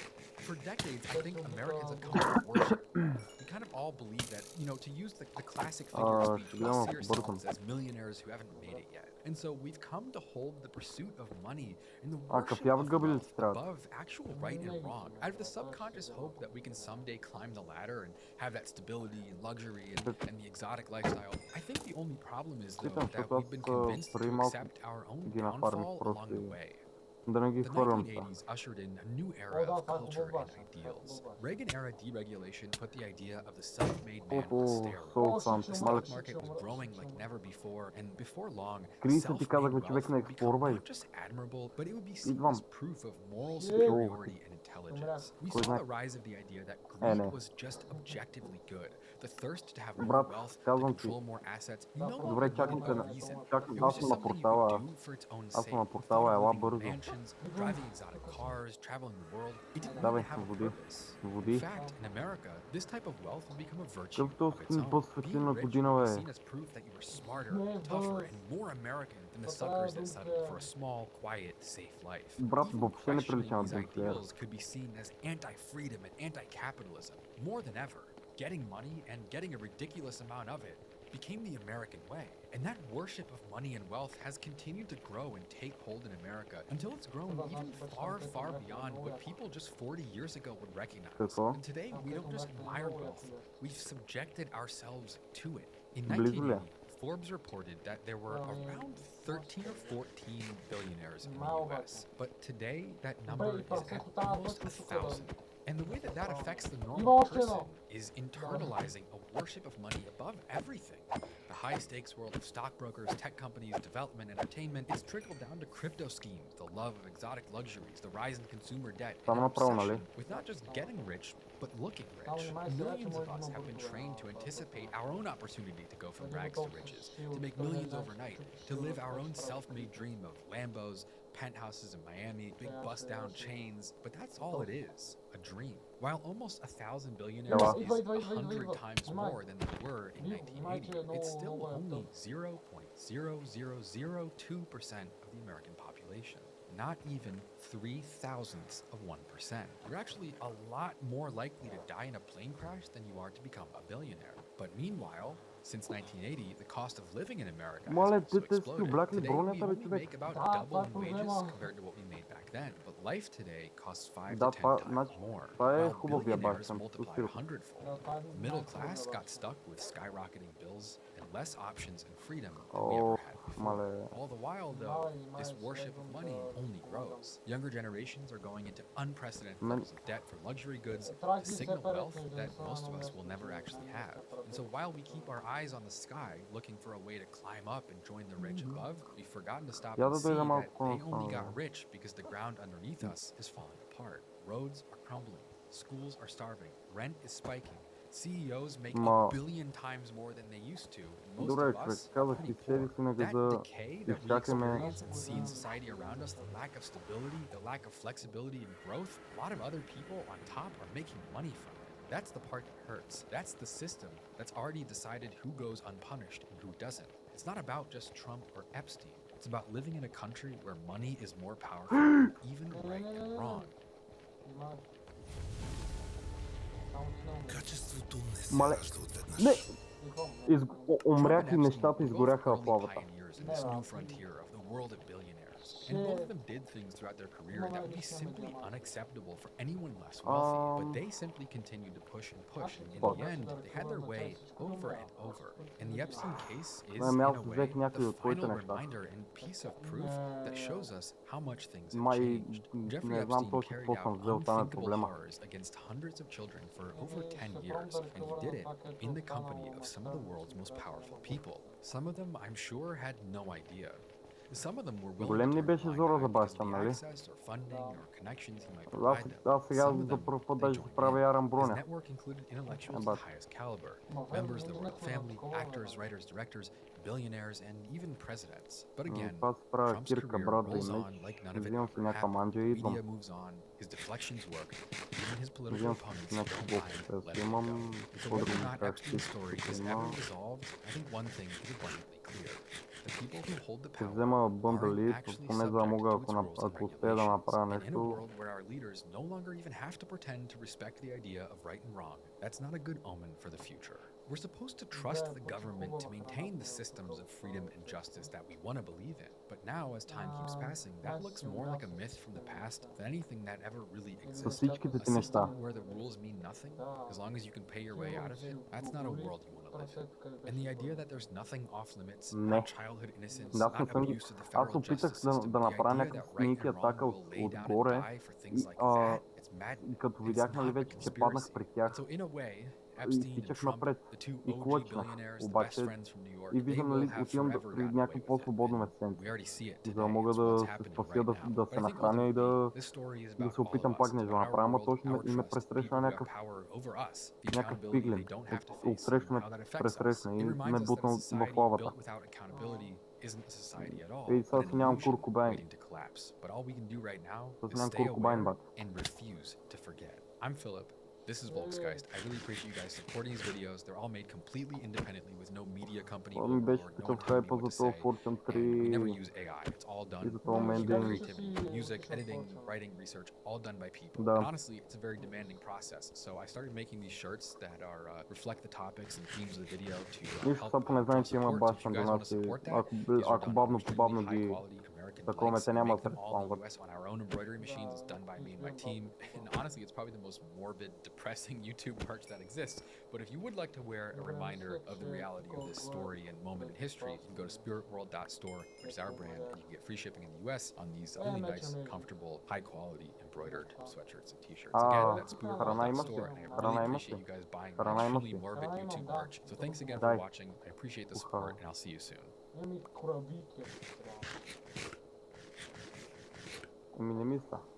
This is your brain when you're struggling to focus. And this is your brain when you're in the zone. But getting in the zone and staying there, that feels more like luck than something you can control. So that's why we made Brain FM. It's like a do not disturb setting for your mind. And it gets you focused in just 5 minutes, using science and sound. Brain FM guides your brainwaves into an optimal state for productivity called neural phase locking, which lets different parts of your brain work together more easily. Compared to average music, Brain FM actually increases and sustains your focus over time, letting you stay in the zone for as long as you want. You can also use Brain FM for relaxation, meditation, and even sleep. But don't take our word for it. Join millions of others and try it yourself for free, and see what you get done with Brain FM.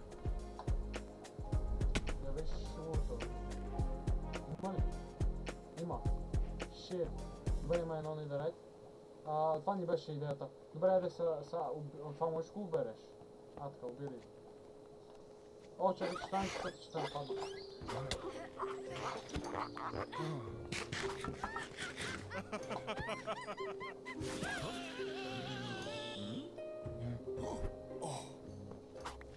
Аз обаче нямам клипка да знам.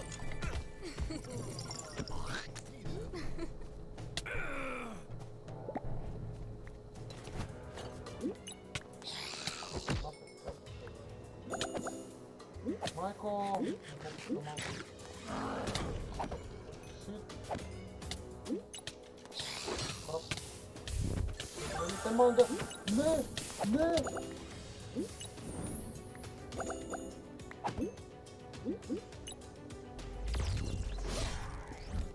Валерий! Как? Фейл след фейл, брато. Фейл след фейл, брато. Добре ли си? Имаме брат. Бра. Нищо, взех някои неща, взех ти такова. Темплейта е в теб, нали? Той дори я падна. Да идвам ли?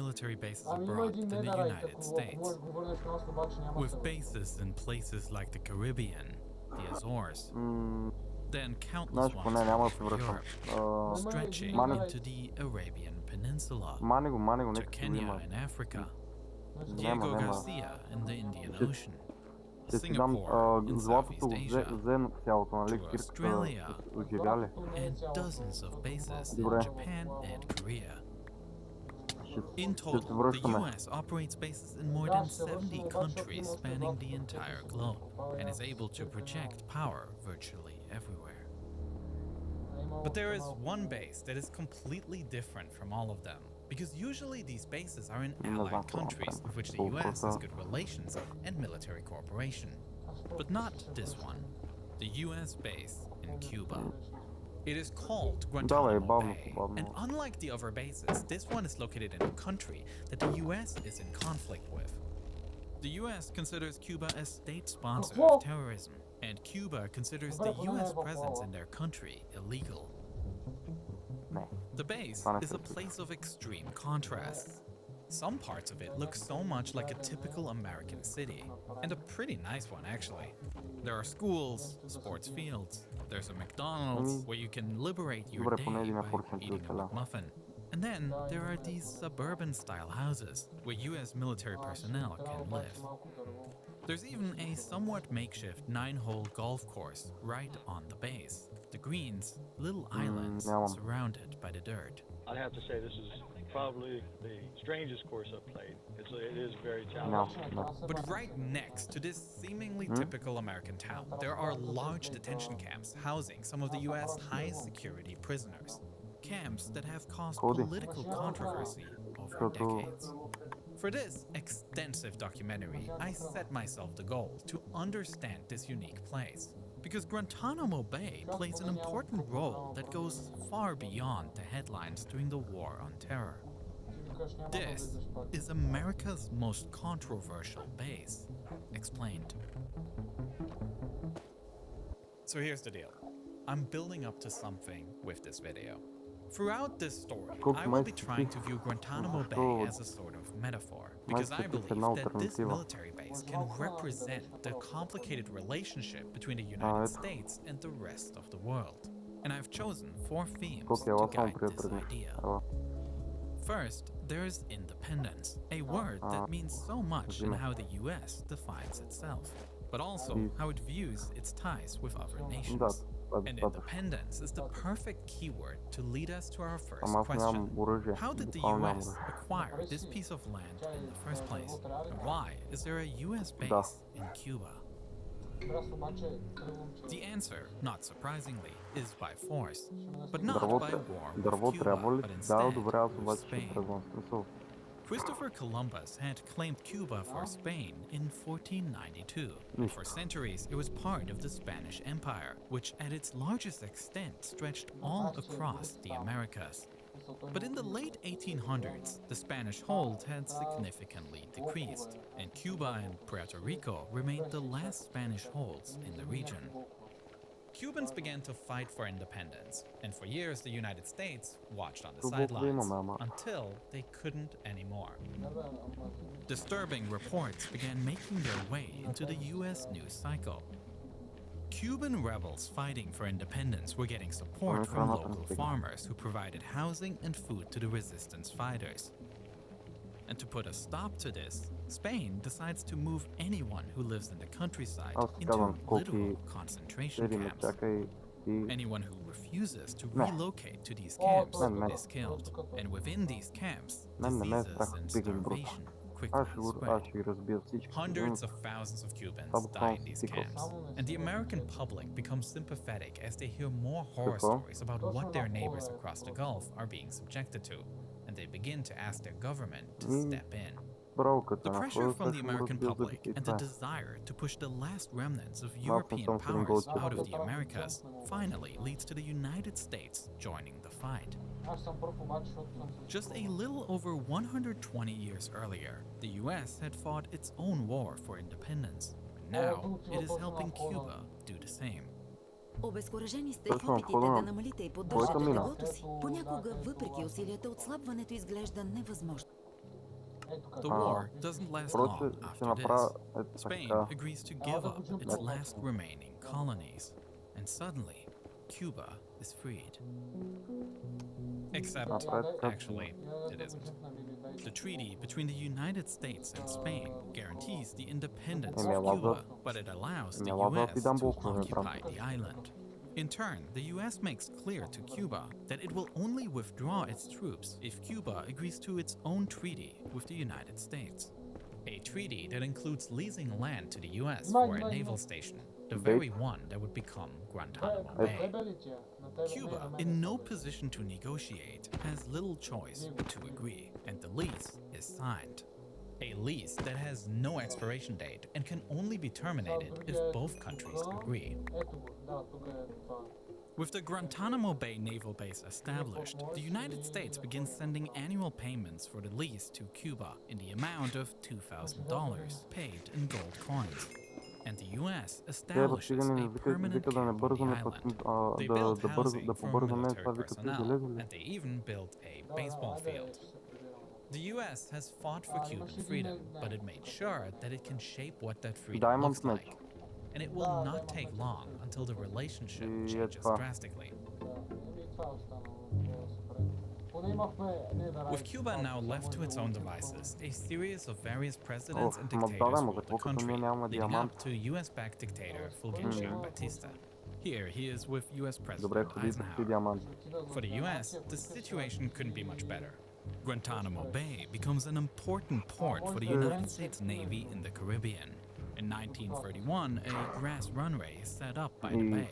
A decade later, that runway is paved, and another runway is built on the other side of the bay, which is eventually extended so it can accommodate newer jet aircraft. On the southeast coast of Cuba, Guantanamo's commodious and well-sheltered harbor can accommodate the entire U.S. fleet. The base's presence is tolerated by Cuba. After all, it even helps their economy, with thousands of workers crossing the border to the base every day.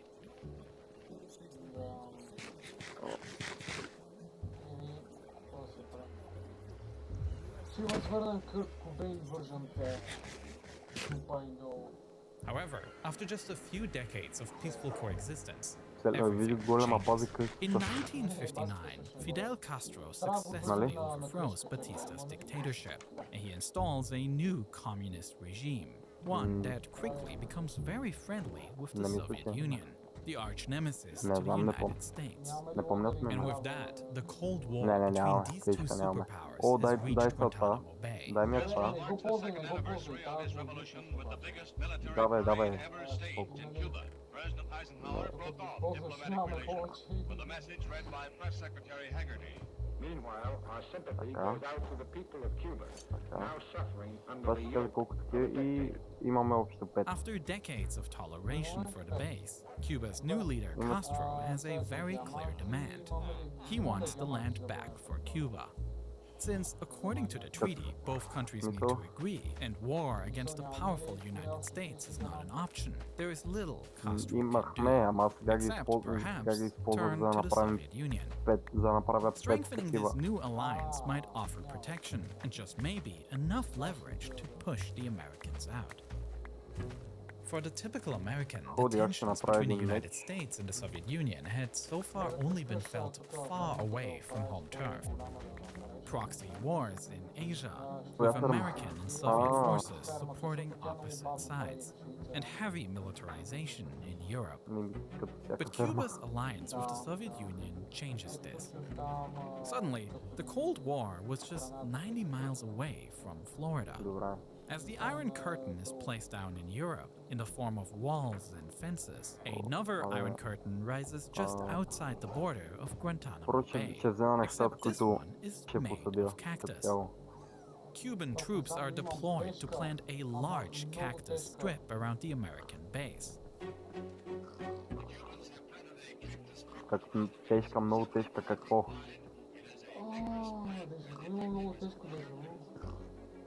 Looking at the base today, you can see the outline right here. We have got to the... Просто гледам тук входа отвънка на къщата и такова ми се спомня. Това съм го виждал. Още отпреди да почнем сървъра ти говоря. Не е много възможно. Да, смисълта си е нормално. Просто не знам, тежко да живи с едно преди съм бил в тази къща и от много време. Между другото, виж погледни от тази страна, че поне книжите са ни запазени. Имаме 4 медни и 2 протекшн tall and 18 feet wide. It doesn't really exist anymore. There are actually 4 paintings named Who's Afraid of Red, Yellow, and Blue. This is number 3. Each one is distinctive, but they share some key similarities, namely... The title is a reference to Edward Albee's play Who's Afraid of Virginia Woolf. In Albee's play, 4 characters turn their lives inside out over the course of 3 hours and 68,000 words. Newman's paintings are... well, they're 3 colors. Really, they're 1 color, with some accents. But despite the simplicity, Who's Afraid of Red, Yellow, and Blue 3 hung in the Stedelijk Museum in Amsterdam for several years. And then one day, it was murdered. Да, задължително. Аз ходя диня.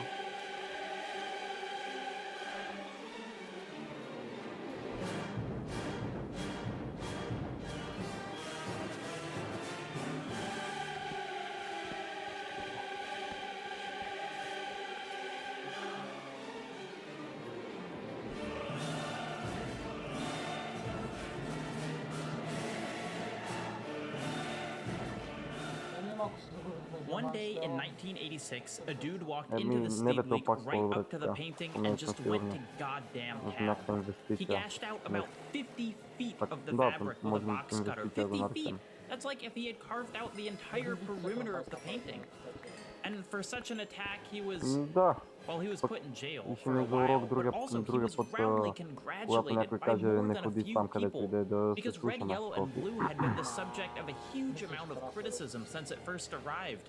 Before it was slashed, it was the reason for dozens of angry letters and phone calls to the museum. People said it made them physically sick.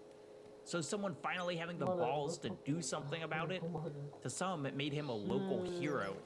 This so-called vandal should be made the director of modern museums. He did what hundreds of thousands of us would have liked to do. Red, Yellow, and Blue 3, the painting, is dead. But I mean, who cares? It's just red, blue, and yellow. I can make those colors in Microsoft Paint. This is clearly just another example of the pretentious art world deluding itself into thinking that childish blobs of paint on a canvas are art. Right?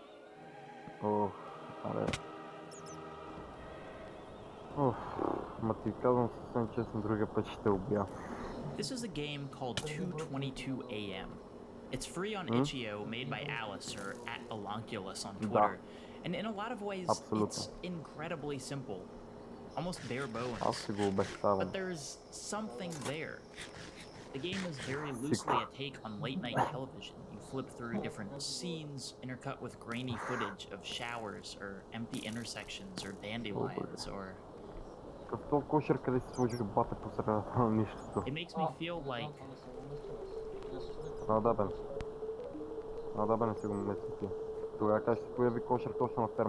222 AM reminds me of Red, Yellow, and Blue because, like, what is it? It sometimes feels like a horror game, but not in a conscious way. It's horror in the way a nightmare can be horror, where nothing bad happens and everything seems normal, but you know something's off. It's funny, too. It's a lot of things, but I'd be hard-pressed to tell you a theme.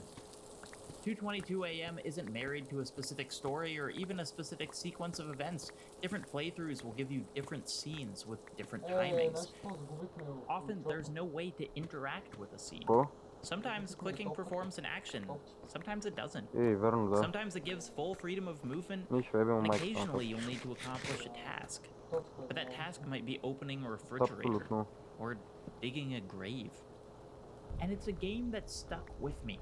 It kind of lurks in the corners of my brain, and those sorts of memories that could be from early childhood, or a book, or a waking dream you had during a fever. 222 AM made me uncomfortable. It made me think about all the other games I play, how predictable they are, how I understand the rules. It made me wonder what lies beyond the polished edges of AAA game development. 222 AM doesn't really fit within our existing games infrastructure. itch.io is kind of a haven for these experimental titles, but because of that, itch.io is also kind of a punchline for a lot of people dismissive of non-traditional gaming experiences. Newer platforms like the Epic Store have promised that the titles they sell will be more strictly... Може ми видиш къде ми е последния разпална като координация? Аз разпална последния дев като координати от Атермус. Секунда, как се проверяваше? Я сподели. Да, няма да споделям екран, просто ми кажи как... Отиваш начин на играчи. Там има играчи или players, ако си на английския players.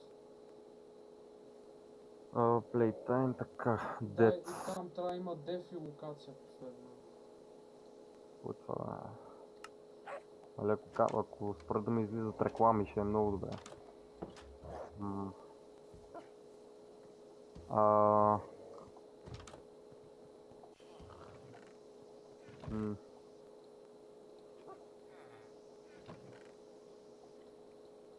Player data.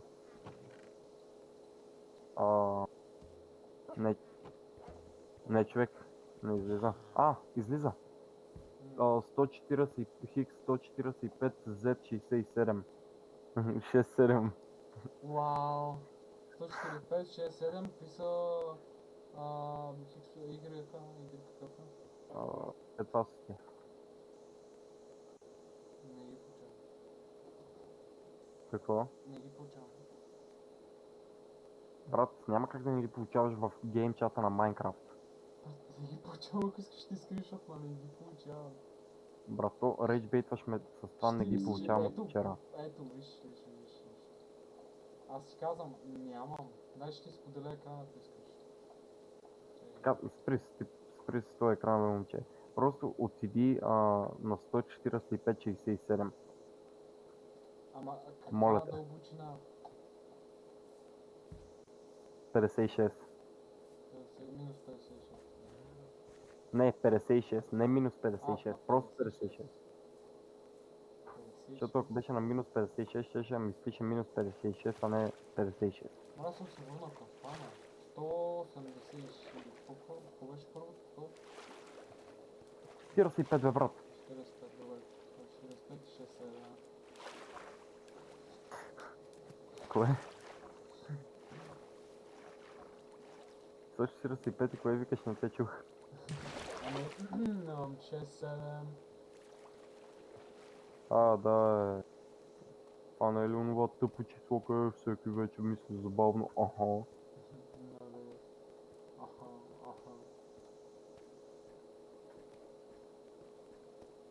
Сега тук му правя ферми и момчето ще ме умира. Заслужил ли си ги тия ферми, а?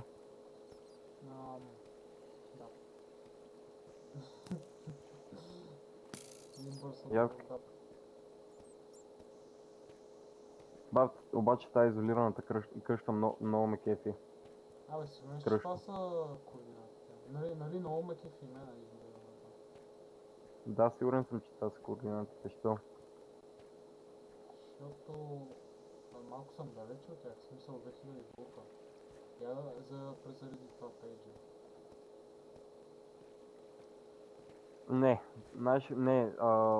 координатите са 2637 минус 50 1741. Просто алтерно съм се рестартирал и го е объркал за смъртта в недра. В чата 2650. 2637 така. Минус 50. Така. Минус 1741. Добре, на мен как ми излиза, брат? При мен не излиза и моите. На мен ми излизат. Знаеш ли защо? Аз съм си го справил, защото съм бил мултиплеер някъде чат settings. Да, аз съм го сложил на command only.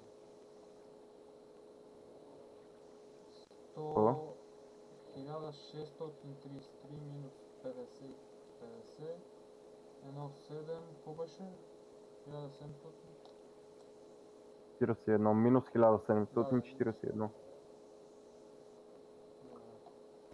Не бе, не 1633, 2637. Негър. Да. Ще загубиш единствената ни форчен кирка. Така, значи насам.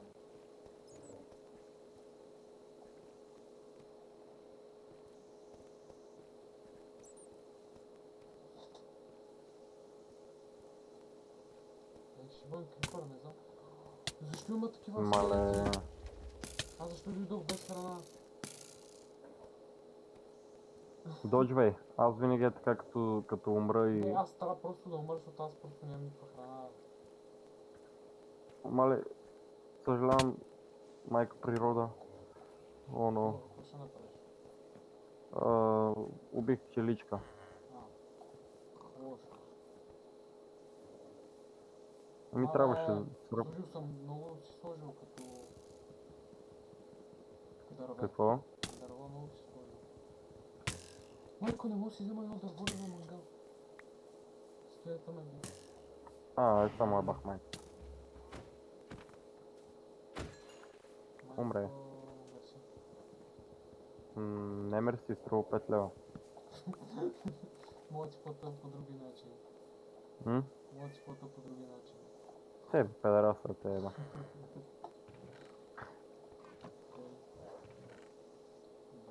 Добре, сега отивам да взема моркови, да засадя и морковите, защото само те останаха. За картофи, аз картофи дори не знам дали посадих, май посадих. Има някакъв пичага с Trident, се опитваме оцели. Няма лошо. Има оцели и ми взе половината кръв с един удар, даже повече. Имаше крипър точно до фермата. Нямам. Храна ли ти трябва викаш? Сега ти правя бати подаръка. Няма, не. Аз намерих някакъв Толкова. Ела. Идем. Ще изложим морковите. Добре. Не ми дай много, защото ще умра с това. Аз точно за това не ти дадох много, аз мисля да ти дам половината, те бях 62.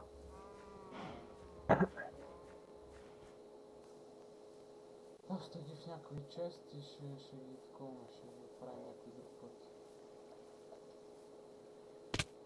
Ще взема кетчуп.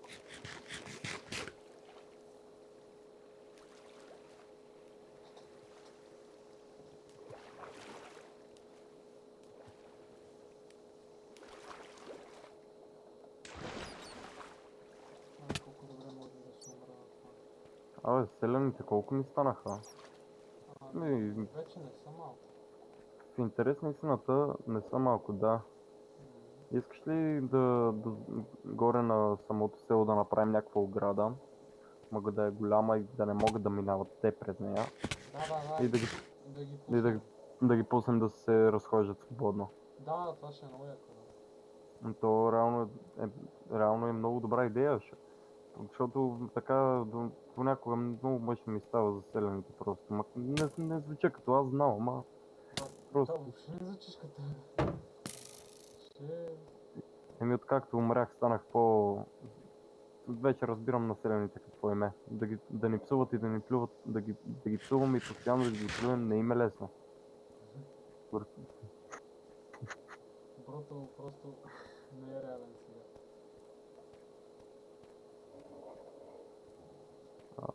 Така.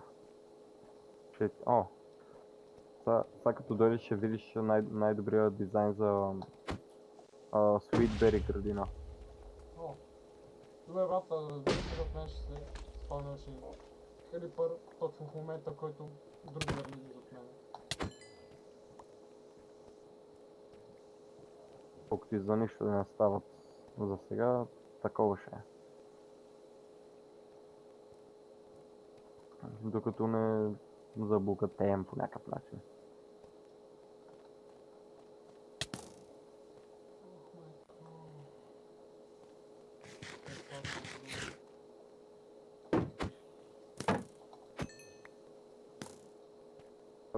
Колко брадавици имаме. Да. Аз сега посаждам още между другото. Да има.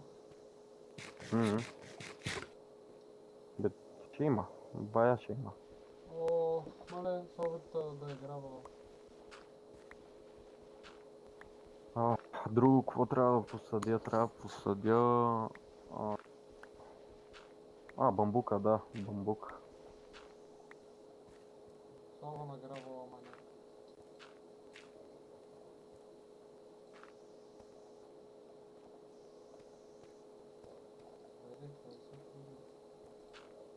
Добре, бамбука също е посаден.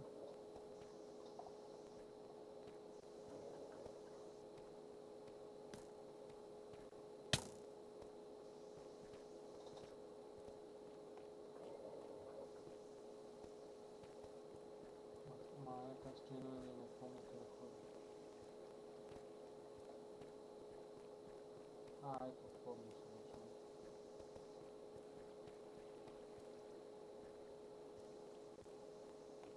Аз между другото ще правя ферми абсолютно навсякъде.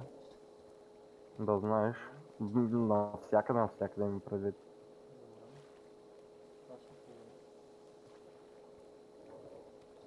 Да, близо съм вече до кирката.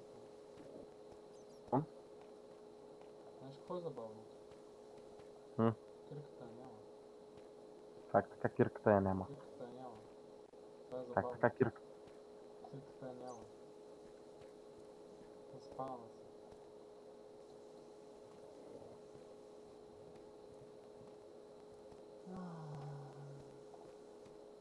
И явно просто днеска такъв деня. Да, много не искам да хъбам морковите, но просто не ми се стои. Искам да го бъда. Аз и знаех, че нещо много добре ми върви деня днеска. Знаеш ли? Ползвате? Да, ползвам. Сега вече с този телефон върви метър приложение в Shit. Ще намеря още един форчен. Още една. Ама ще почвам много тази игра.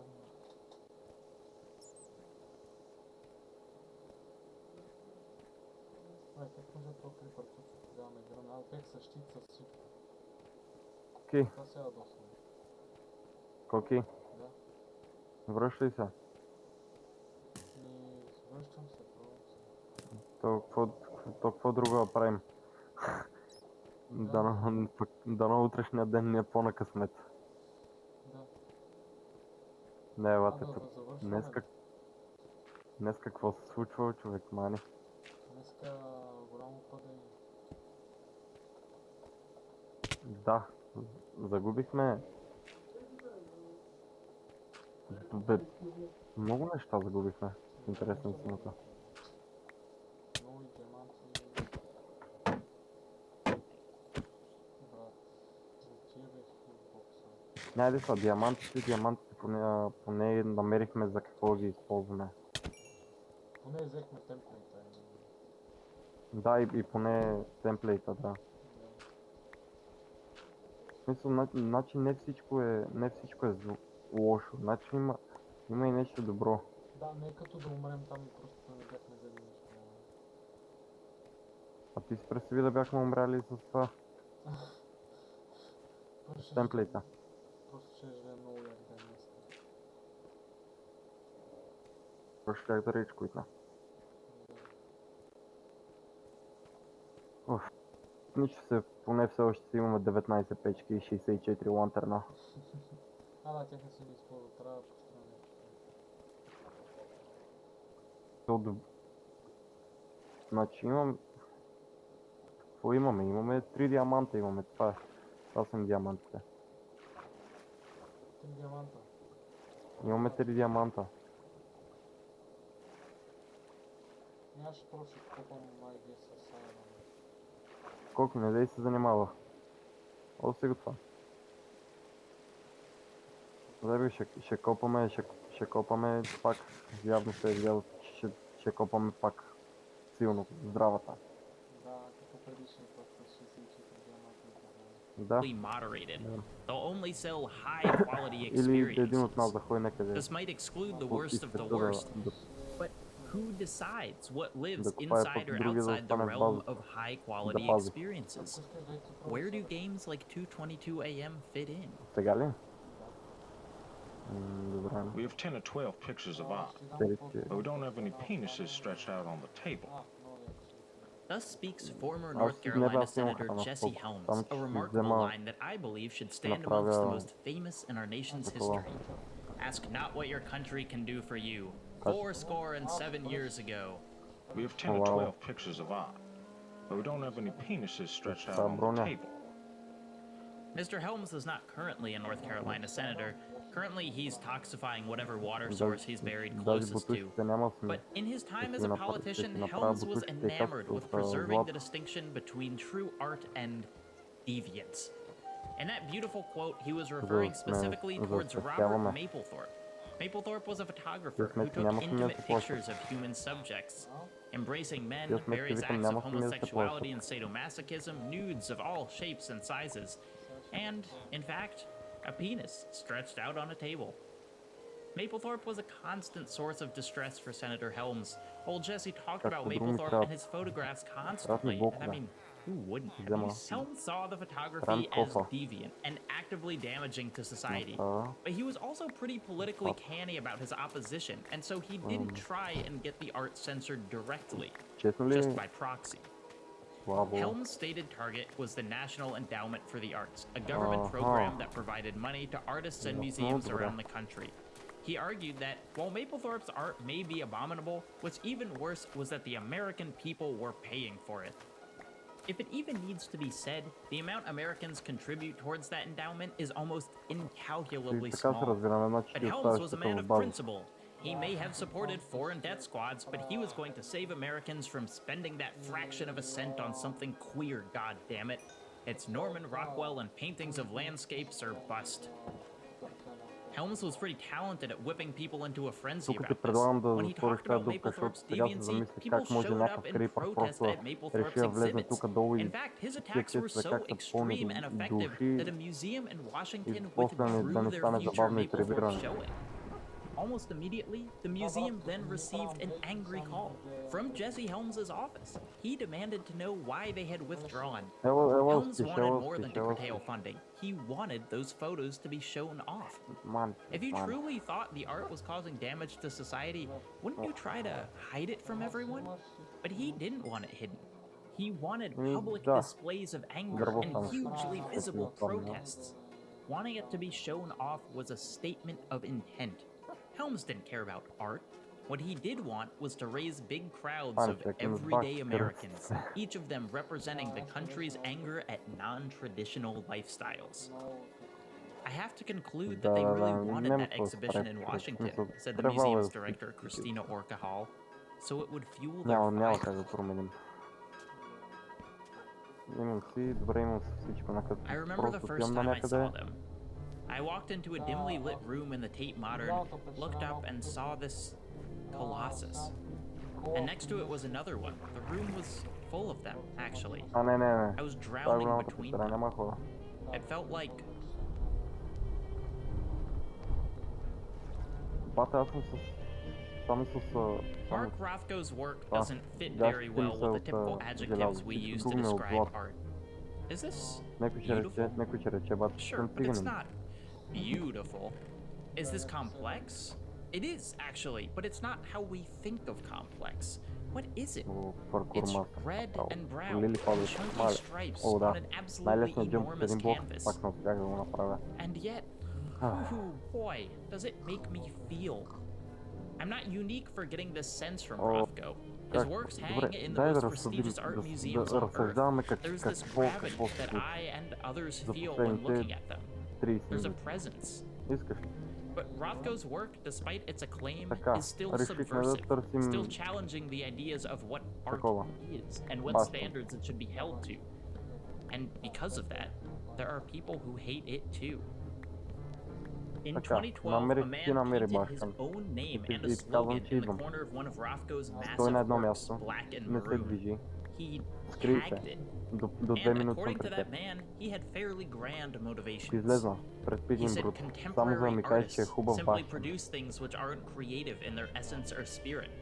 Art has become a business which appears to serve only the needs of the art market. A contemporary artist frequently used as an example of the medium's creative bankruptcy is photographer Andre Serrano. My favorite of his works, and probably his most famous, is of a plastic crucifix submerged in his own urine. It's titled Piss Christ. Piss Christ was another one of Jesse Helms' primary targets. Of Serrano, Helms said, "He's not an artist, he's a jerk, and he's taunting the American people, just as others are in terms of Christianity." For what it's worth, Serrano says he's a lifelong Catholic, that he follows Christ. Not that it mattered to the Catholic fundamentalists who attacked the photo with a hammer. A man who could also be titled Piss Christ is Paul Joseph Watson, a contributor to InfoWars. Paul has political stances on many things. He speaks walks in front of a large map to show his worldliness and breadth of thought. One thing he's made abundantly clear is he has no time for modern art. It doesn't enrich our culture, it degrades and cheapens society by exalting the vulgar, the crass, and the scatological. Paul argues that modern art is a war on objectivism. What he keeps coming back to is there is good art. We should know it when we see it. It's this guy who makes very detailed sculptures. It's not his Christ. It's not Barnett Newman. And by claiming that these non-traditional works are good art, what Paul says we're really doing is upsetting the natural meritocracy that art should naturally fall into. And this isn't just out of ignorance. Everyone that praises this art is doing so because of their SJW cuck ideology. Or, he says, because they've been fooled into doubting themselves by those same SJW cucks. It's all a scam. By convincing the public that these pieces are good, the artistic elite are elevating the wrong parts of art, and they're riding their deception all the way to the bank.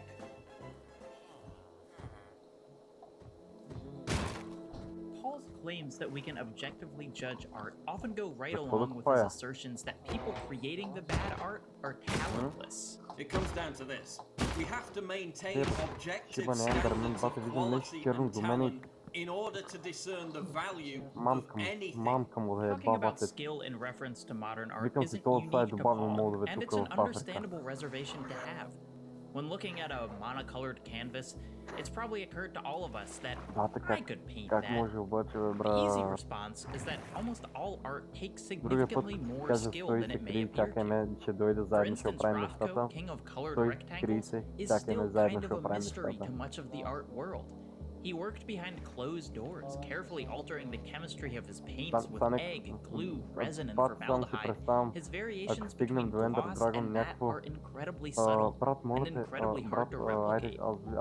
Newman similarly textured his big old canvases in ways that created a depth of color not easily reproduced. In fact, we know how hard it is because after Who's Afraid of Red, Yellow, and Blue 3 was carved up, the restoration efforts spectacularly failed. It seems like it'd be easy to repaint the red part of the piece, but when the man they hired did exactly that, observers could instantly tell that something was off.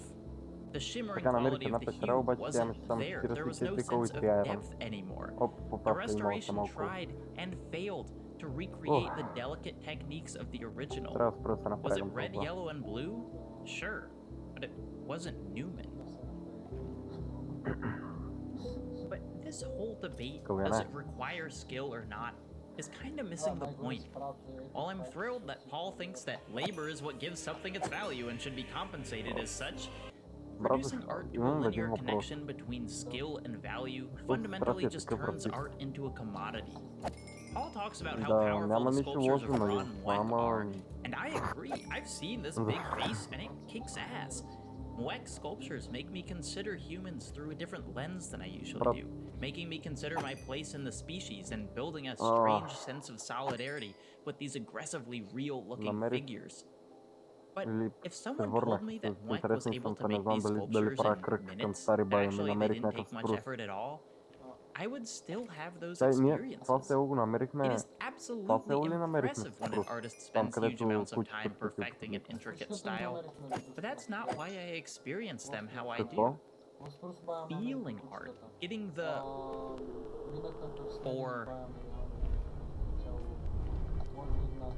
doesn't hinge on me knowing how hard it was to create. It's something that happens almost involuntarily. And now we get into the second part of this argument. Art has to contribute to society. Conceptual art is shit. It doesn't enrich our culture. It degrades and cheapens society. And whether Paul knows it or not, he's not the first person to think of this qualification.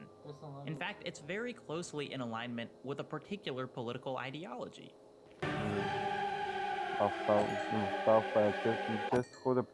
Okay, a quick disclaimer before we get into this. Art is the most damn subjective thing there is. If you don't like any of the art I've talked about in this video, 100% fine. And also thank you for sticking with it this long. Пак If казвам, you не don't знам like дали anything кръчките that's been правили made after или the year са си 1800, нови totally лендмаркове това, ама fine. I am просто not about to tell you пещера не that мога да not намеря, liking modern art но makes you намирам fascist. изоставен портал. However, Йоу, fascism does make има strong часовник. efforts to bring art under a Окей, ще го rigidly взема. bordered, Радва ме. culturally appropriate definition. There's this pursuit in fascism to make everything of an aesthetic, and that aesthetic is simultaneously mythologized or made into the history of a culture. Once that culture is appropriately mythologized, the art that feeds back into it is seen as contributing to the created society. When, for instance, every artist that the dominant ideology values for the last 1,000 years has been a white guy and creates things that glorify white and colonialist ideals, there's something that starts to feel natural about that. It creates a fundamental hierarchy. And any art that pushes back or simply pursues a different aesthetic isn't contributing anything to that mythology anymore. And in fact, when the artists pushing the different aesthetic are members of groups that have been historically oppressed by the dominant culture, the art they're making may feel like an attack on that mythology. Or at least, that's how it could be framed if one had certain political motivations. One place we might see those political motivations is, Nazis.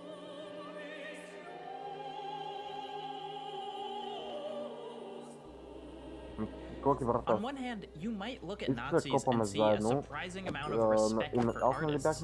Joseph Goebbels called artists, oh boy, a divinely gifted purveyor of meaning. High praise indeed. But as Barbara Fisher notes, as well as this being characteristic of the banal and overwrought late romanticism of the Nazis, purveying meaning was only acceptable when the meaning being purveyed fed back into the national mythology. There is little subtlety when looking at the most valued art of the Third Reich. More interesting is the fact that, as well as the galleries full of naked boys with swords, the Nazis also showed off the stuff they hated in a gallery called Degenerate Art. We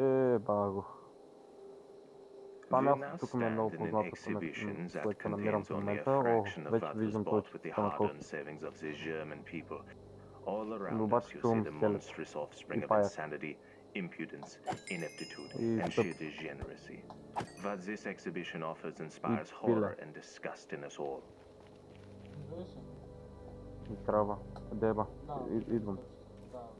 This gallery, full of art removed from other German museums, held such deviants as Henry Matisse, Andre Derain, and Oskar Kokoschka. Gaze, if you will, upon deviants. If you truly thought art was causing damage to society, wouldn't you try to hide it from everyone?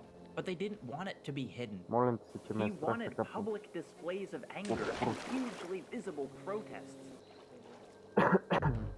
This kind of art, the Nazis said, would only be made by insane and degenerate artists. Specifically, they said they must be mentally ill to create these kind of abstractions. Alongside each piece in this exhibit was the extravagant price they were bought for, inviting mockery and anger. The gallery made familiar claims. No one in their right mind would enjoy this art. Instead, the fact that these pieces were held in high regard was indicative of the insidious plots of the left. The art held critiques of the sexual norms and family values that were so important to Nazi notions of respectability. Modern art, they said, was also made for the eradication of the last vestiges of racial consciousness. New and transgressive styles by Black and Jewish artists were indicative of their degenerate intellectualism. Eugenics, of course, through the systematic devaluation of art. A fun fact about Barnett Newman is he's Jewish.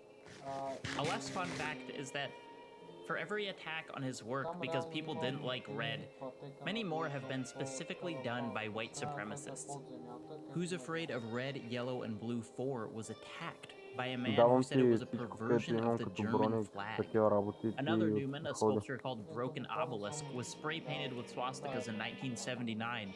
And last year, that same sculpture had white paint poured into its reflecting pool. Scattered around the vandalism were brochures with the 4chan pioneered supremacist campaign, "It's okay to be white." Whether they know it or not, the fact that white supremacists hate Newman's art fits right in with the message he always said he wanted to convey. In 1990, he said of his art, "One of its implications is its assertion of freedom. If it were read properly, it would mean the end of all state capitalism and totalitarianism." Как се правеше компас, бе? Challenging our preconceived notions of art means challenging our preconceived notions of institutions, of society. This kind of art doesn't fit into the cultural narrative, and because of that, it becomes a target. And ultimately, the crime that these artists commit is the right's biggest fear.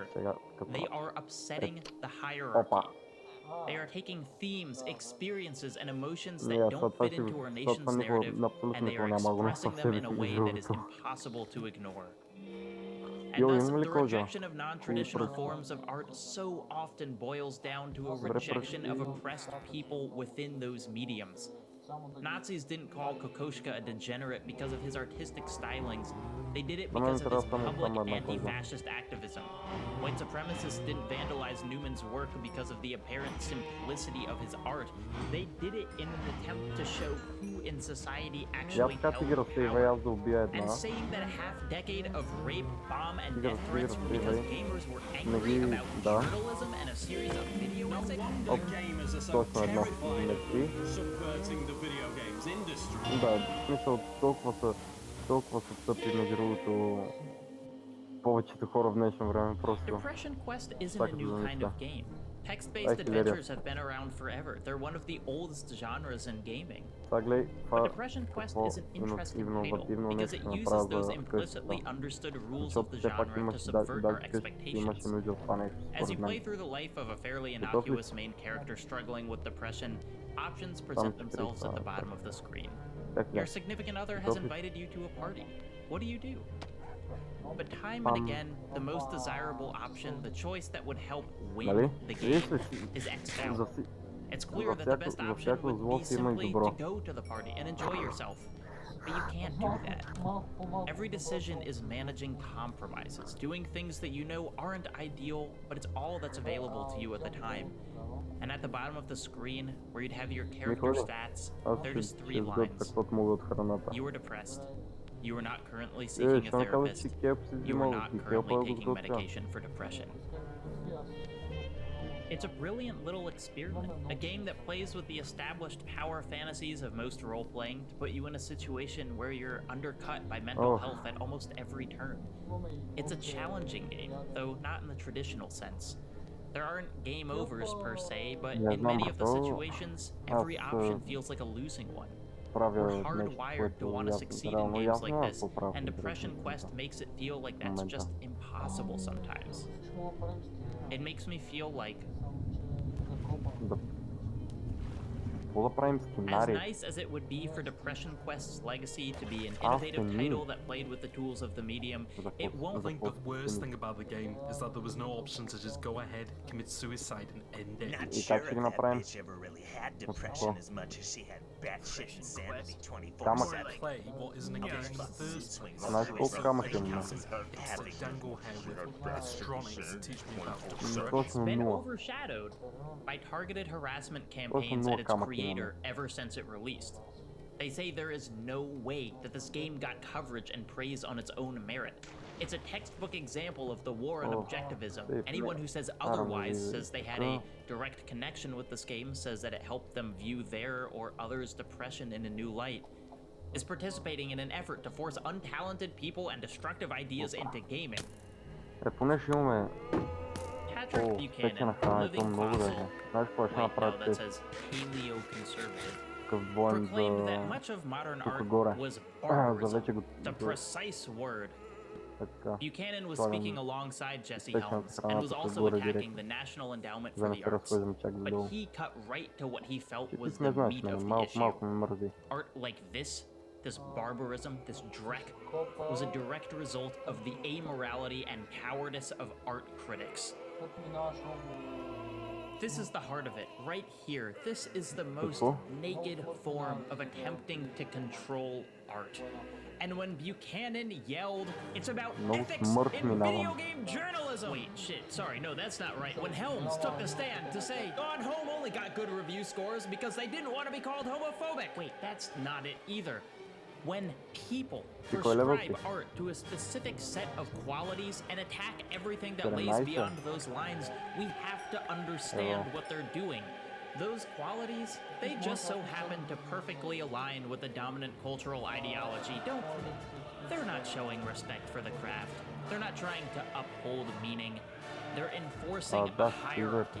They're attempting to define a cultural narrative.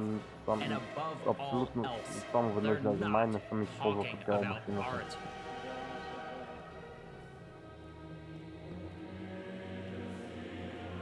Този грайндър. Hey everyone, thanks for making it to the end of this video. I know it was kind of meandering, a little off. Maybe this was my artistic decision to make it harder to watch than most of my videos. Regardless, if this is a topic that you, like me, just can't get enough of, there are a couple places you can start that I kind of based this video off of.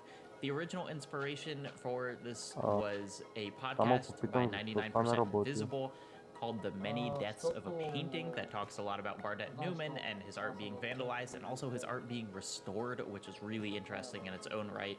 And the Nazi stuff came from a paper by Barbara Fisher called The Barbarism of Representation. You might have to have like a JSTOR subscription or something, but just tweet at me and I'll send you that. Like these academic gatekeeping walls are such bullshit.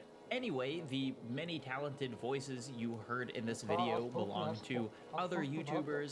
Zach Frazier, returning star of the Wolfenstein video, was in here, as well as Games D and Chariot Rider. They all have their own channels, which I've linked. They're all great. They were great asshole art critics. I really appreciated it.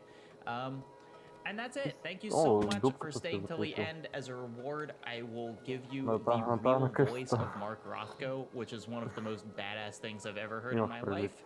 And that's it. Good night. That many of those who are driven to this life are desperately searching for those pockets of silence where we can root and grow. We must all hope we find them.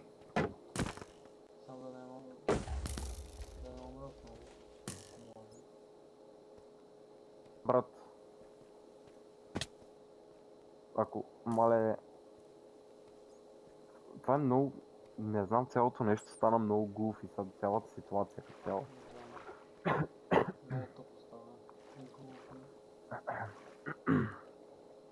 Как успяхме, бе, човек? Загубихме, да, две фокшен килки. Как успяхме? Някакво. How did we get here? Да, буквално how did we get here.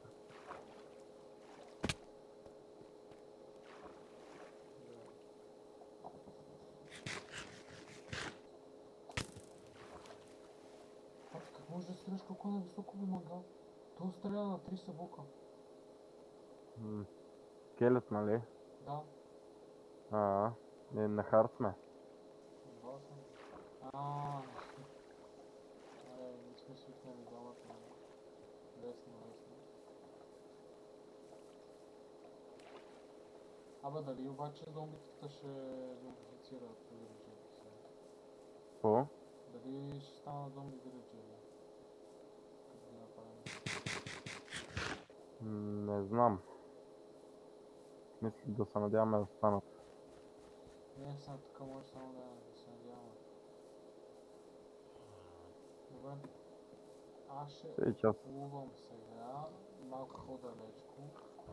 Ти ще да гринди левали. Ти сега отлеги да спиш. Да. Моите момче. Аз ще се опитам да намеря оферта за Fortune от преселените. Ще трейдвам пръчки, книги и такива. Те май трейдваха и хартия, бе, брат. Да, и хартия трейдваха, да. Ама ме мързи да правя хартия. Знаеш какво? Отиди ми вземи хартия. Вау. Сигма мейл момент. Много ясно.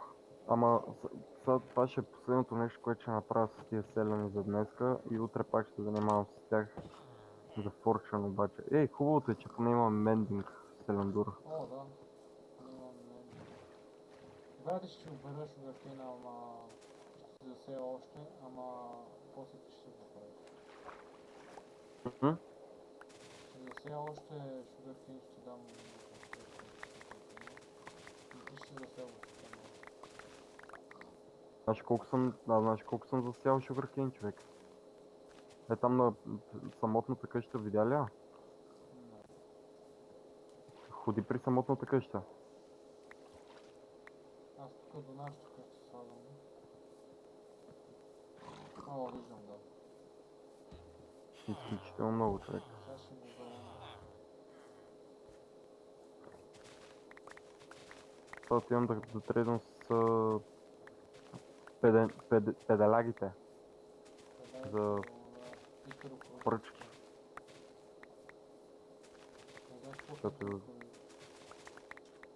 Нали... Толкова подава. Какво? Знаеш какво е хетероафродит? Какво? Такова кет има двата пола. В организма.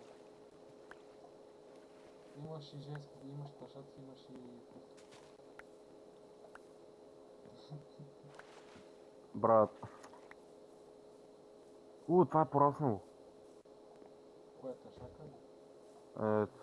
Бе. Това бе, това... Pale Oak. Да, Pale Oak. Ето. Ама за какво ми го даваш? Да си принеш. Ма то не знам дали има лайбрейран, кой в момента... Има лайбрейран, който ви такова. И това, където съм го заключил, където беше с папа. Той ли с... То с хартия, да. Той не е с хартия. Нито другия е с хартия. Който имаш един с хартия. Няма нито един с хартия, братле. Бълнуваш, сънуваш, ти си пияница. Ти си пияница, брато. Не, брато, никога не е имал, никога не съм виждал в това село специфично.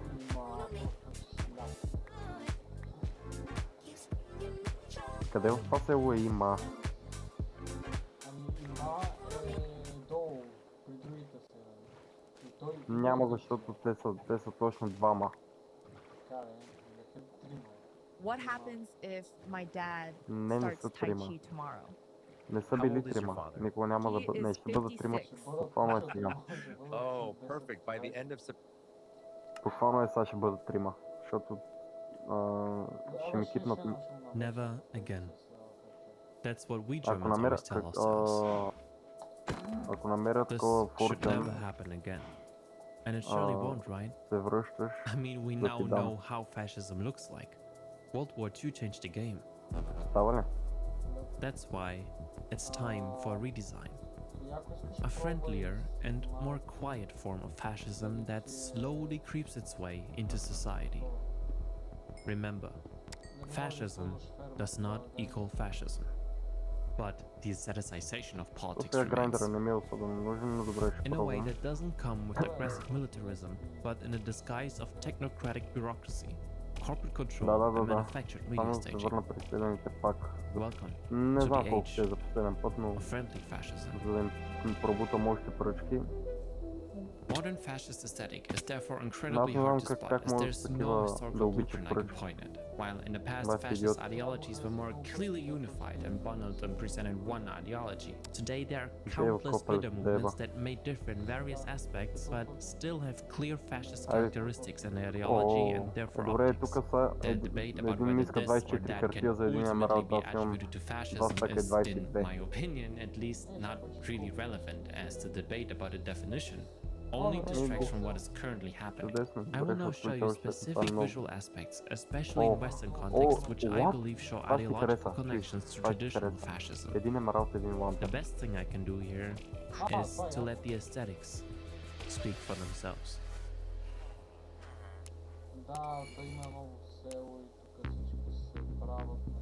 The neo-futurist art movement has no connection to fascism as it did back then. No glorification of violence, war, and macho culture.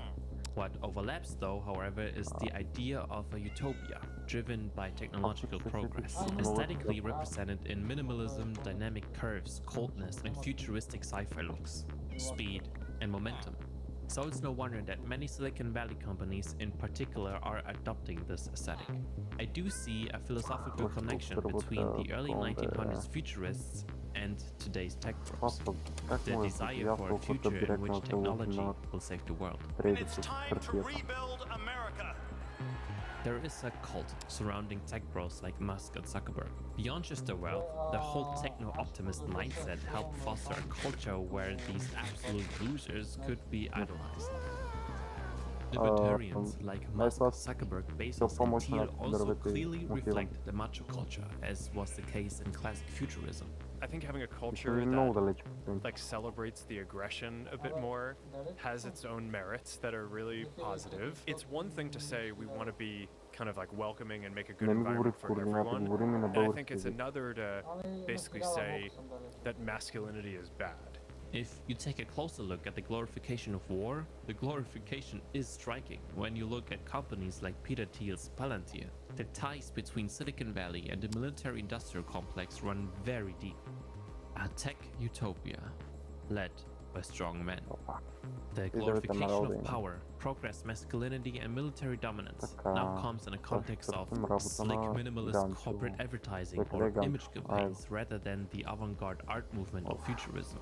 Imagine a tech-driven future in which corporations rule the world, climate change destroyed entire cities, fixed social hierarchies exist, and Ryan Gosling slowly bleeding to death. I think we can all agree cyberpunk might look cool, but is a future nobody really wants. So, how do I sell a future that will most likely happen, but with a less dystopian look? You've seen the line, right?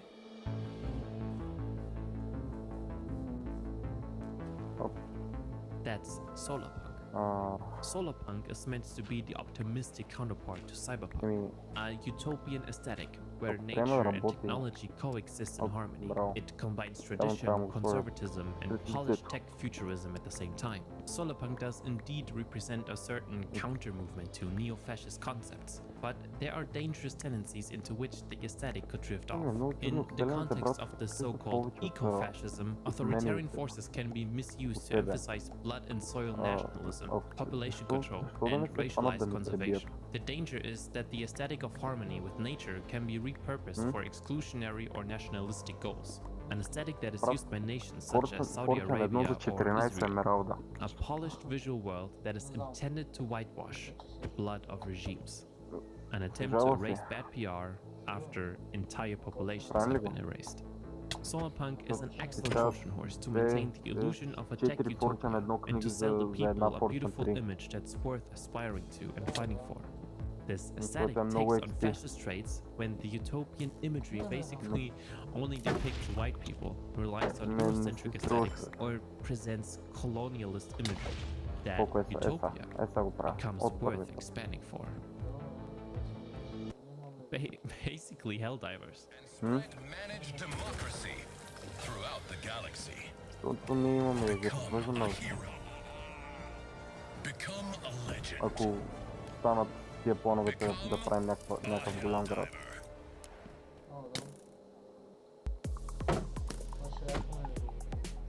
Да.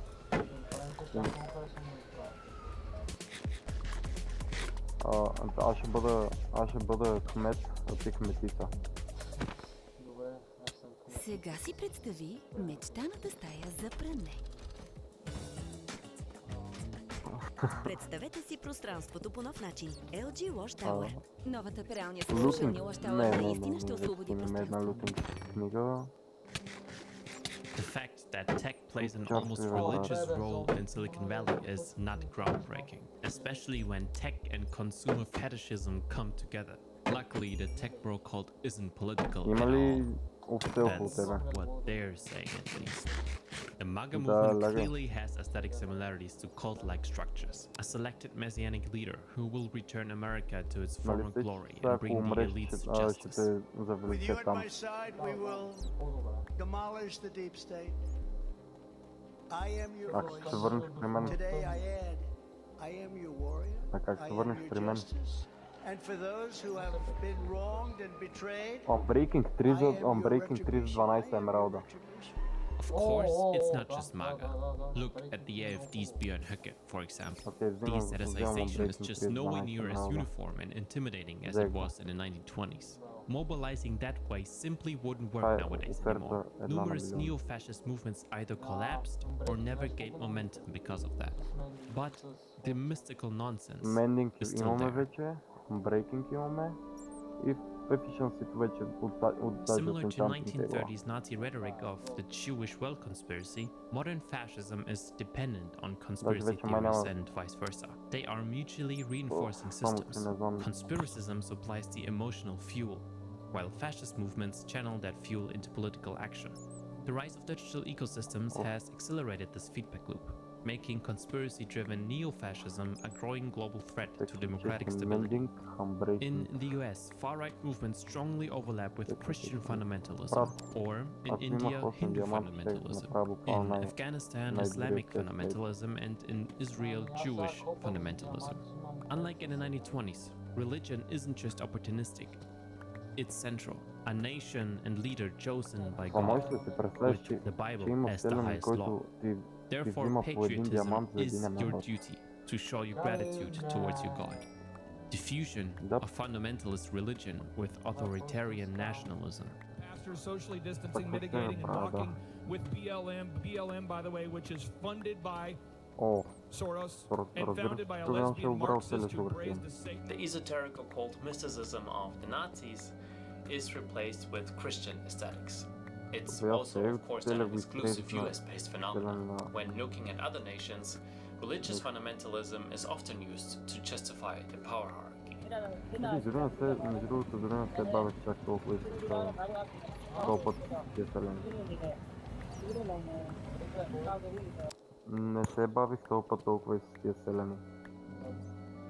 Linking one's own nationality with supposedly sacred values produces a threatened image of identity that must be regained. It not only produces a longing for the past, but also a fear of losing this collective identity, culture, and supposed values.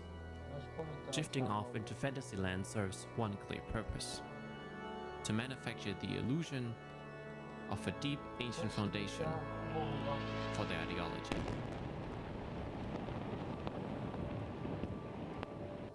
Nostalgia for the past is still a major theme. Instead of addressing concrete changes in living conditions, people are promised a return to some traditional good old days like the 1950s or Reagan's 1980s in the US, Russia with the Soviet Union, or Germany with trying to bring back traditions in order to revive a lost culture, a lost nation. How this is exactly supposed to improve the lives of the people? Don't ask, bro.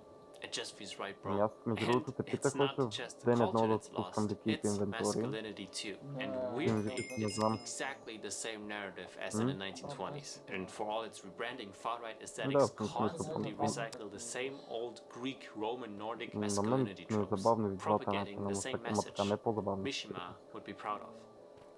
Having a strong body is moral, and men with weaker bodies Ти ми викаш, не знам как решиш, аз казах ми решавам тут без и ето.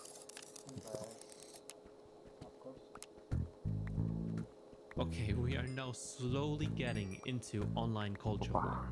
This is the goof zone. Everything I'm showing you now is very stupid, cringe, and laughable. You could basically repeat everything I said in my previous video about fascist masculinity, hypermasculinity, aggression, dominance, strength, back to tradition, militarization of the male body. What can be mentioned, however, is the hustle culture. While in the past, gym bro aesthetics were already big in the 1920s, linking physical pride and strength with money or cars is a more recent. Weed. Да. Зелено като друго нещо, което е зелено. Да бе, такава пшеница неозряла. Ти за какво си помисли? Не, мислих си просто за едно зелено. Деба наркомана, деба. Не, едно кристалче зелено от Майнкрафт. Ти за какво си мислиш? Бах ти наркомана. Знаеш ли аз такива зелени кристалчета колко има между другото? Колко? 47. Мислиш, че кажеш 67, но няма 67. С гличове има.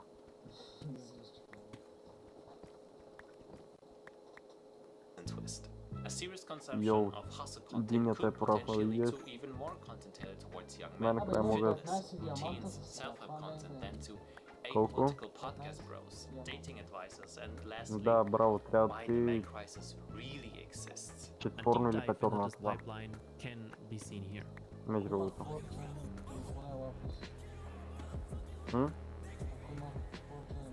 In line with today's irony-poisoned social media zeitgeist, the manosphere aesthetic doesn't even live up to its own ideals. Neither did many men in the 1920s and 30s, of course. I completely agree, my friend. Hypocrisy has reached new heights these days. I made a whole video about this as well if you're interested. It's no more prevalent than ever that behind all theatrics and flexing hides deep insecurity that has to be overplayed. I mean, if you have to use filters and music to reinforce your toughness, don't be surprised when people think you're still stuck in puberty.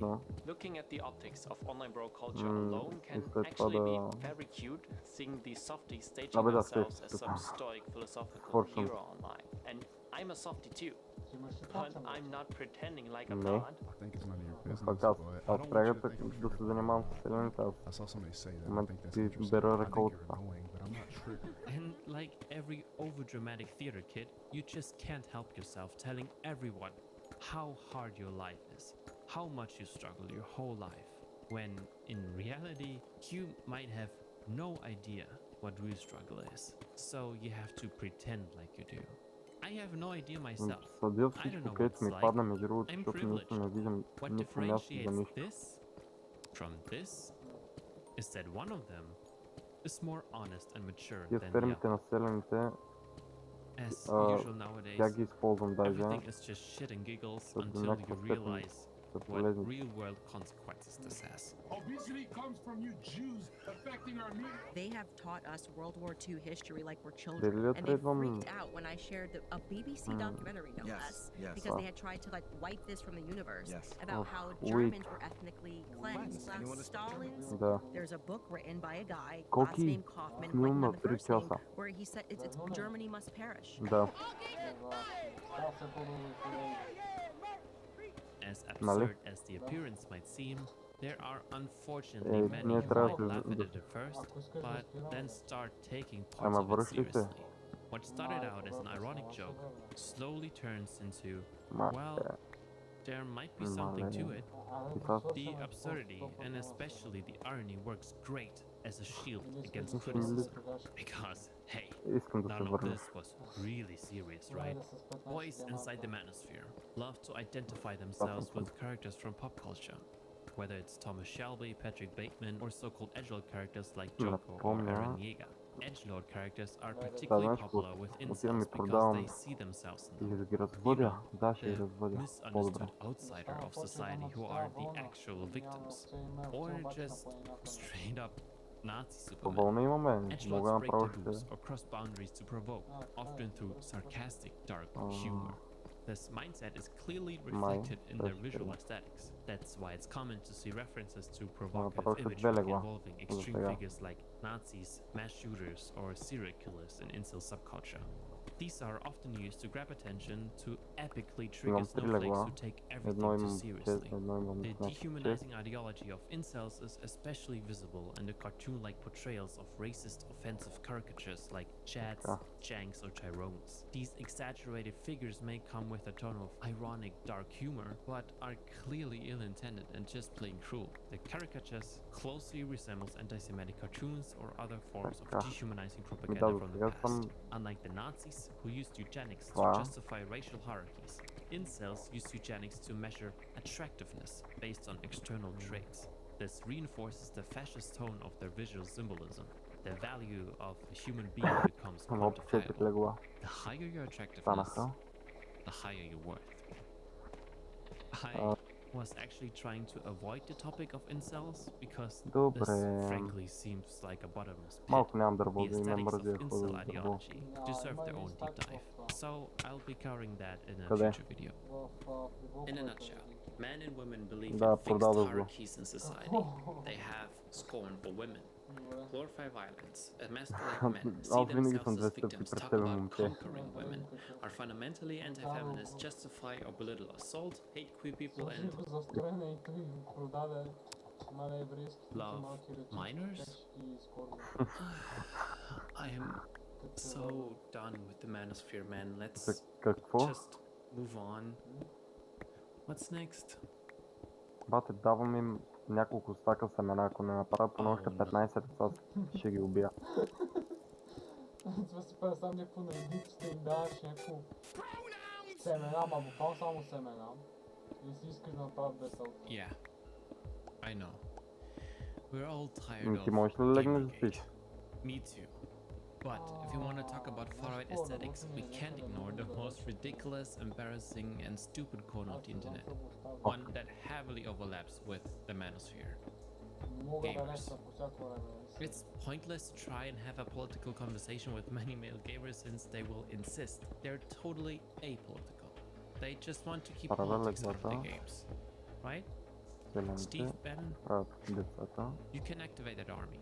They come in through Gamergate or whatever, and then get turned onto politics and Trump. If you're part of a fandom or a gamer and chronically online, you've definitely seen these thumbnails, right? Very similar to the ones floating around in the manosphere bubble. Women in these thumbnails are often emotionally hysterical or hypersexualized. Or it's Защото вече започвам се дразни, ще бия един по един. Да говоря на селените, ма съм ще се бързиш.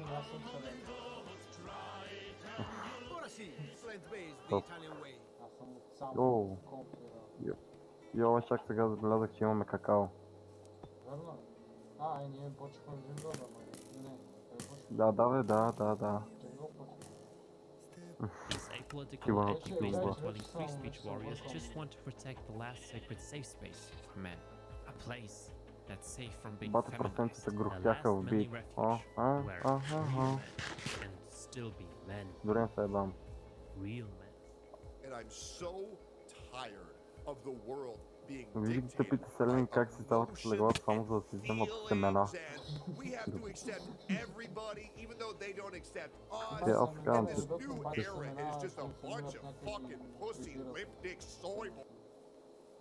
Аз казвам, те се бати на ретарите. Due to this all being resurfaced by Hassan, I suppose I will no longer be interacting with my father in any way, shape, or form on my stream. So, how does this protectors of masculinity visually manifest? But you're gonna fucking get PDF? A fucking pedophile? You're gonna get a predator? He's a proven pedophile? Shut the fuck up, who are these Това изненада вече се вижда и няма да е чак толкова изненада, така че не се хапе. It's like memeing into existence Умря a ли? government agency. And then speaking to the internet the way it likes to be spoken to, which is memes, actually. The left can't meme. Harris' campaign was trolling Trump. They're already trolling him. He has been trying to troll the city back as much Добре, as he разбирам believes. прекалено. Epic trolling, shall we say. Just make the trolls like myself. Very happy. I am becoming Коки, Yeah, pretty much. ще те убия, не викай така. Bro, Шарфите ми propaganda силни. back then actually kind of slapped, but now we have Не, просто защото значи направих си една структура, където да се крие от Enderman. They especially love using Wojak memes, like Брат, stoic men направи си who една don't get структура triggered да by легнеш those да liberal спиш. SJW soyboys, which is so fucking ironic. There's the Близо NPCs, си. the chats, the soy faces, and so on and so on. Добре. And just to show you how painfully uncreative the right Ти ми usually повтаряш is, това, they че си близо constantly recycle половин the час. same old memes over and over and over again. Doge, laser red eyes, thug life, epic troll. And dear God, if someone is still unironically using Pepe the Frog outside of a streaming context, it's a massive red flag. The fascist appropriation of Pepe has been thoroughly documented, and it's still a favorite among white supremacists and incels, the GAYmer version especially. But Wojak memes are currently the newest victims of appropriation, which frustratingly is pretty smart. Like, try explaining to someone who's not online all the time that a fucking frog or Wojak could be a Nazi symbol. They understandably think I've lost my damn mind. What the fuck is Wojak? Solarpunk, Бате, за Trump's пръв път да Jesus, седя Jim на Bros, компютър и да Brie рекордвам Larson, 3 часа. GAYmer's fucking memes, and now Да, за пръв път рекордвам толкова много. let's make this very clear again. Just because you like some of the same things a fascist will like, doesn't mean you're fascist. Nor am I implicating you are one. I love gaming, anime, and Star Wars too. But bro, how am I not supposed to talk about anime aesthetics when I constantly see this kind of shit? What another creator, the Copperknuckle, noticed is that a particular subgenre of anime is especially popular in these circles. Ти директно ме уби, Mo няма anime смисъл girls. да ме мъчиш Cute, по този начин. innocent, mostly Близо underage, си бе, не си sometimes кой знае колко sexualized далеч. anime girls. Now, we're getting into the really weird stuff. Putting aside the pedo vibes, this kind of cutesy aesthetic whitewashes all meaning. Suddenly, friendly fascism becomes quite literal. Anime aesthetics are perfect for whitewashing, softening or trivializing imagery that would normally be seen as fucked up. It once again shields itself behind irony and dark humor to delegitimize criticism. This entire nerdy online bubble is so bizarrely fascinating to watch because they're so hyper online, so niche, that even the people who agree with their ideology still find them weird. Yeah, biological value to create human offspring. Exactly. Like that's a lot of women have like an intrinsic innate value because they can have kids. And so whenever they're older and they're not able to have kids or for whatever reason, that's not really as viable. Да, и ще взема още две Unbreaking тройки. In the eyes of a lot of guys. That's it. Yeah, beauty's our whole selling point. Yeah, oh no, the kid from The Last of Us isn't мога for us взема и две anymore. Hollywood's Protection gone too woke ever since Harvey Weinstein left. Like, listen to yourself. The movie stars are not as attractive anymore. I think women got uglier in movies ever since Harvey Weinstein left. Yo, that's almost Andrew Tate level bar. Games and movies aren't dying or on a threat because of black Jewish trans women who are over 18 who don't want to fuck, or Brie Larson or pronouns. You are being manipulated and used by greedy corporations, grifters, and politicians, and you don't even realize it. О, здравствуй. Any stupider, right? Браво, на мен трябва една кожица. Okay, I'll be real, guys. Listen, I'm Jewish. You guys know that. Hitler was a great leader. What he did was wrong. I obviously. Отивам да се набавя. But he was a good leader. What does a fascist mean? It means you are a far-right authorization on the Седи само да си направя един последен кеф, който на теб ще е кеф, интересна страната. Да знаеш, имаме 15 диаманта, може да направим някаква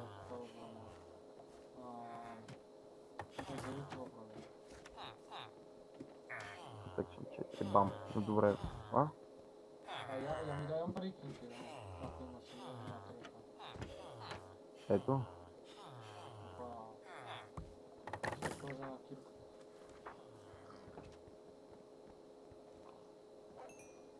На мен въпросът ми е само как стигнахме 3 часа. Като загубихме много неща.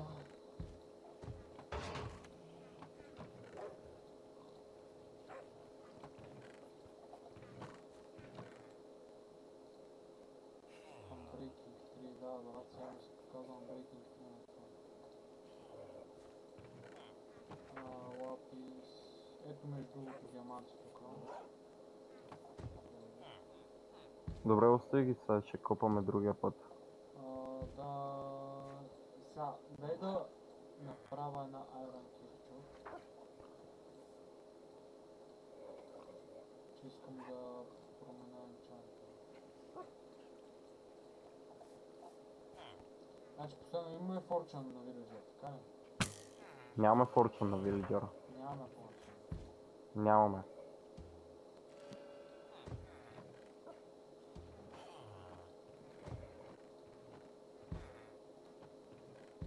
Ще е хубаво да имаме, но нямаме. Ще ми трябва Grindstone, обаче да си кажа. Grindstone. Направи си на аз. Ще си направя сега. Ок, аз съм забравил как се прави. Той е 3 блокове цели пепърчка. Или даже едно.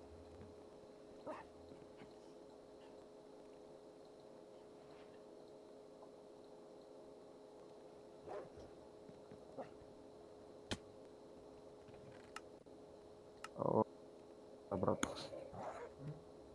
Open Eye Blossom, това какво е? За първ път го виждам това. Усетих се. Това е много готино цветните.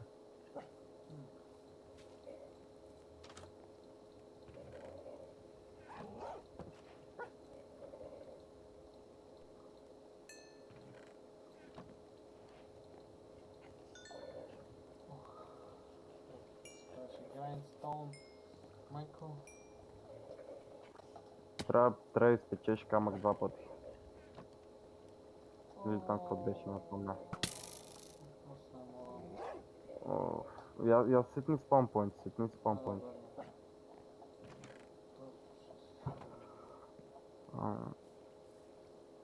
Stone Swap пише.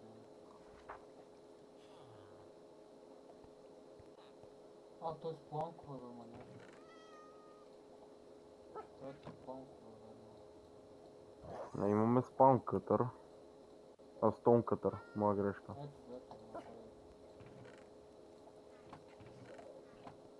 Сега ще ми сложа тук долу.